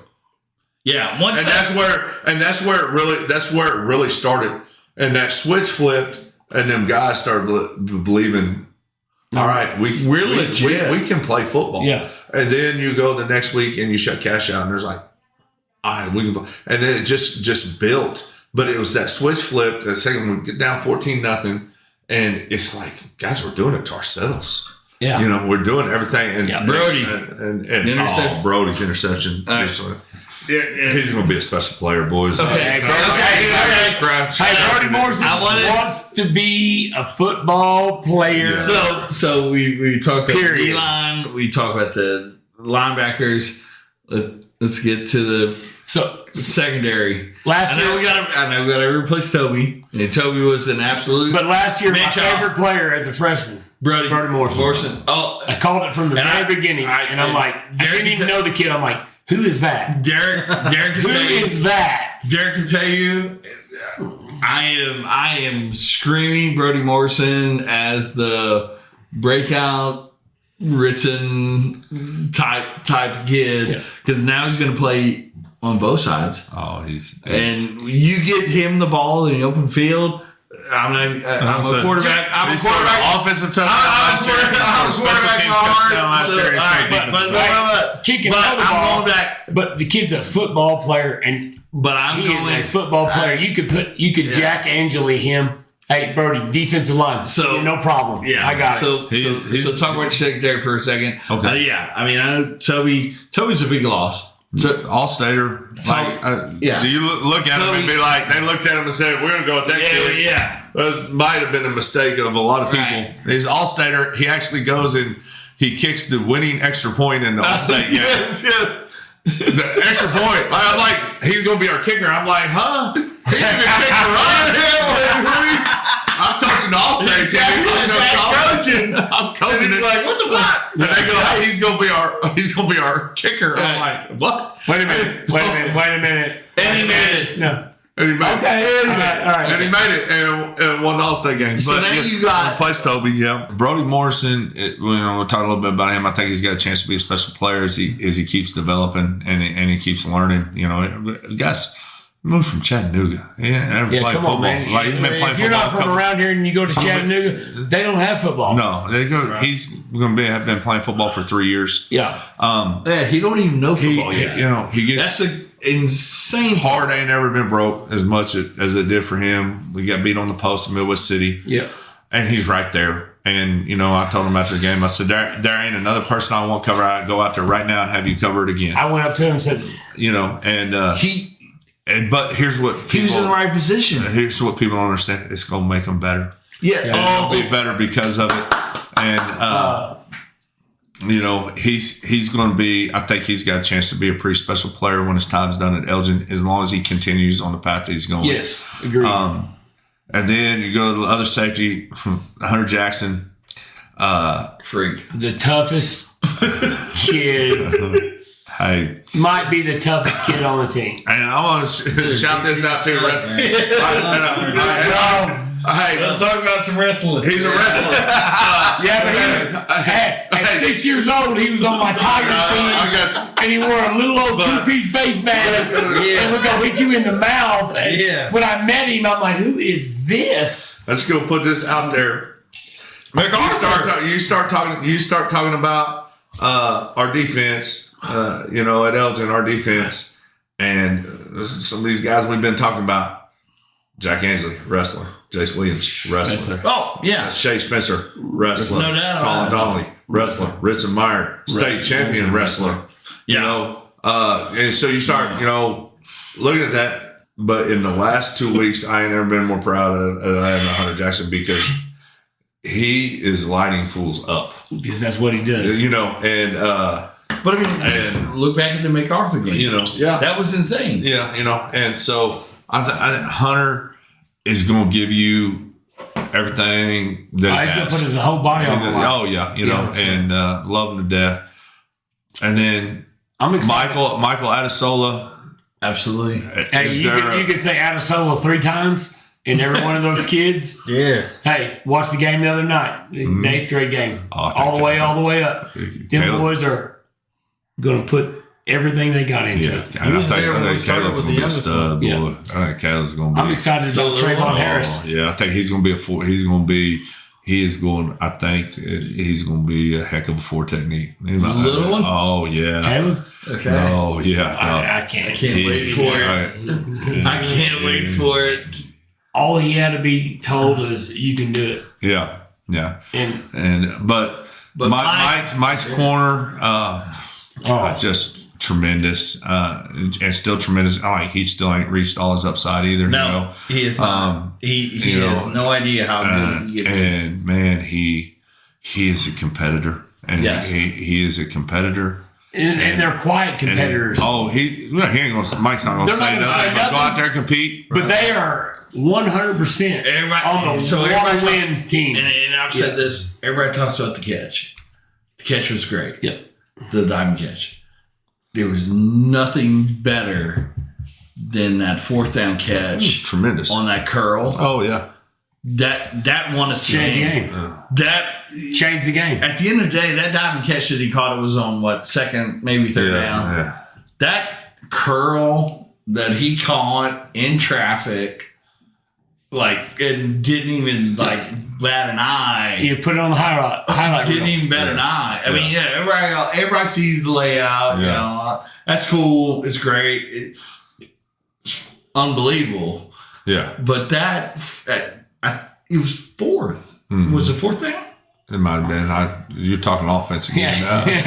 Yeah. I'll let them offensive experts handle that. They don't want me doing anything to do with offense. Hey, let's hate to be the Debbie Downer here, but we're going for a little bit. I'd like to do final words before anybody got to leave, and I want to start with Jack Baker and work our way around. Hold on a minute. Let me think about this for a second. No, I mean, we're at a tremendous point here. First off, we got a great community here in Elgin. Thankful to be a part of it. I've been away for several years, but I still lived here. I still lived in Elgin. Kids go to school at Elgin. The community is tremendous. We got some of the best parents, and you talking about Ryan and. Tremendous, and there's a lot of others too, and just tremendous support. I think our kids are have the potential to do great things, and I'm extremely proud of them. I can't wait to see what they do. I'm just honest with you, and we're gonna coach them hard. We're gonna love them hard, and that's just the way it is, and I'm thankful that I get the opportunity to be a part of it, and a lot of people told me, what are you doing? We're going to go see what we can do. And, Coach White's leadership and vision for this program, what he's done, and the kids have bought in, and I've bought in. And so, thankful I get to work with the guys I work with. I get to work with administration I work with, Coach Loris. He's one of the best. He's tremendously supportive. Mr. Mraz. Another one of the best. And just fortunate to get to work here. And a lot of people got to go work every day. I don't feel like that. I get to come. Coach football every day. And I get to go be around some great kids. And I'm excited about it for sure. Absolutely, and I could go on for this for hours. First of all, I'd like to say, man, the Elgin coaching staff, administration, everything's great. It's on another level of being great. But the high school football coaches have taken it to another level, in my opinion. And being in touch with the kids, in touch with the game, in touch with what we want to do, it's another level. It's a whole nother level. So, Chelburn and the gang, man, you guys keep doing what you do. Keep the intensity up. I'd like to give a big shout out to our quarterback club. Yeah. Listen, you guys go above and beyond, and without you guys, a lot of things wouldn't happen. And I try to help with you, but you got Jared and you got Charla and the rest of them doing what they do to produce results. And they produce results, and they support the team. And without those guys, it would be hard pressed for the parents. So I got to give them a big thank you. I think only the best can come right now with what we got. The players are on board, the coaches are on board. I think everybody's bought in, and I'm excited to see what happens, man, because no matter what, at the end of the day, I know that the parents, the coaches, and everybody else, the fans, are still going to love the kids at the end of the day. And these kids want to work hard. They want to work hard, and they got something to prove. They got something to prove, and I hope they keep the chip on their shoulder. No doubt. I mean, yeah, the chip on the shoulder is, nobody's happy with Guthrie. Absolutely not. Nobody's happy with Guthrie. And we've built upon this as we've learned how to win. We didn't know how to win. Nothing against anybody who was here previously or any of that type of stuff. I mean, now all of a sudden we're winning. Okay, so now we're the hunted and not the hunter. Yeah, we got the taste. We got the taste, and I loved it last week. No, not last week, but just the other day. Andre Crabtree was on OSN and said, I know that some people think that we're the hunted now, but we feel as if we're the hunter. And it was like, whoa. I mean, if kids are saying that, that's great. And then Trey Crabtree, and not to keep it in the twin family or whatever, but Trey also, the week before that, said the game that we're looking forward to the most this season is December 3rd. Come on. And that means that's the state championship. Yeah. Everybody is built in right now. And that's kind of where we are. And it's incredible to see. It's incredible to see. It's incredible to feel. And as you are a part of this community, you feel it because you go to these things and whatnot, and you meet the kids and all that kind of stuff. And it's fun because the Jaces, the Traces, the kids that are involved in the community and are involved on the team also feel that. The Matt Lunds, the Ritz Myers, some of that type of stuff, Colin Donnelly's. No, they feel it. That's all they talk about. That's all they talk about. They live it every day. They live it every day. So it's incredible to be involved with. It's incredible to be associated with. And I think we have a fun thing going on, but we live to play every day, and we got to prove it. I mean, it's one thing to say it. We haven't played the game yet. And that's what I love about these boys. That's what I love about these boys. Yeah. If I had to bet on any boys that would prove it, they're gonna do it. That's the boys I'd bet on. And I would too. And I mean, that's where we are. And I can't wait for week one. Everybody else has played the game.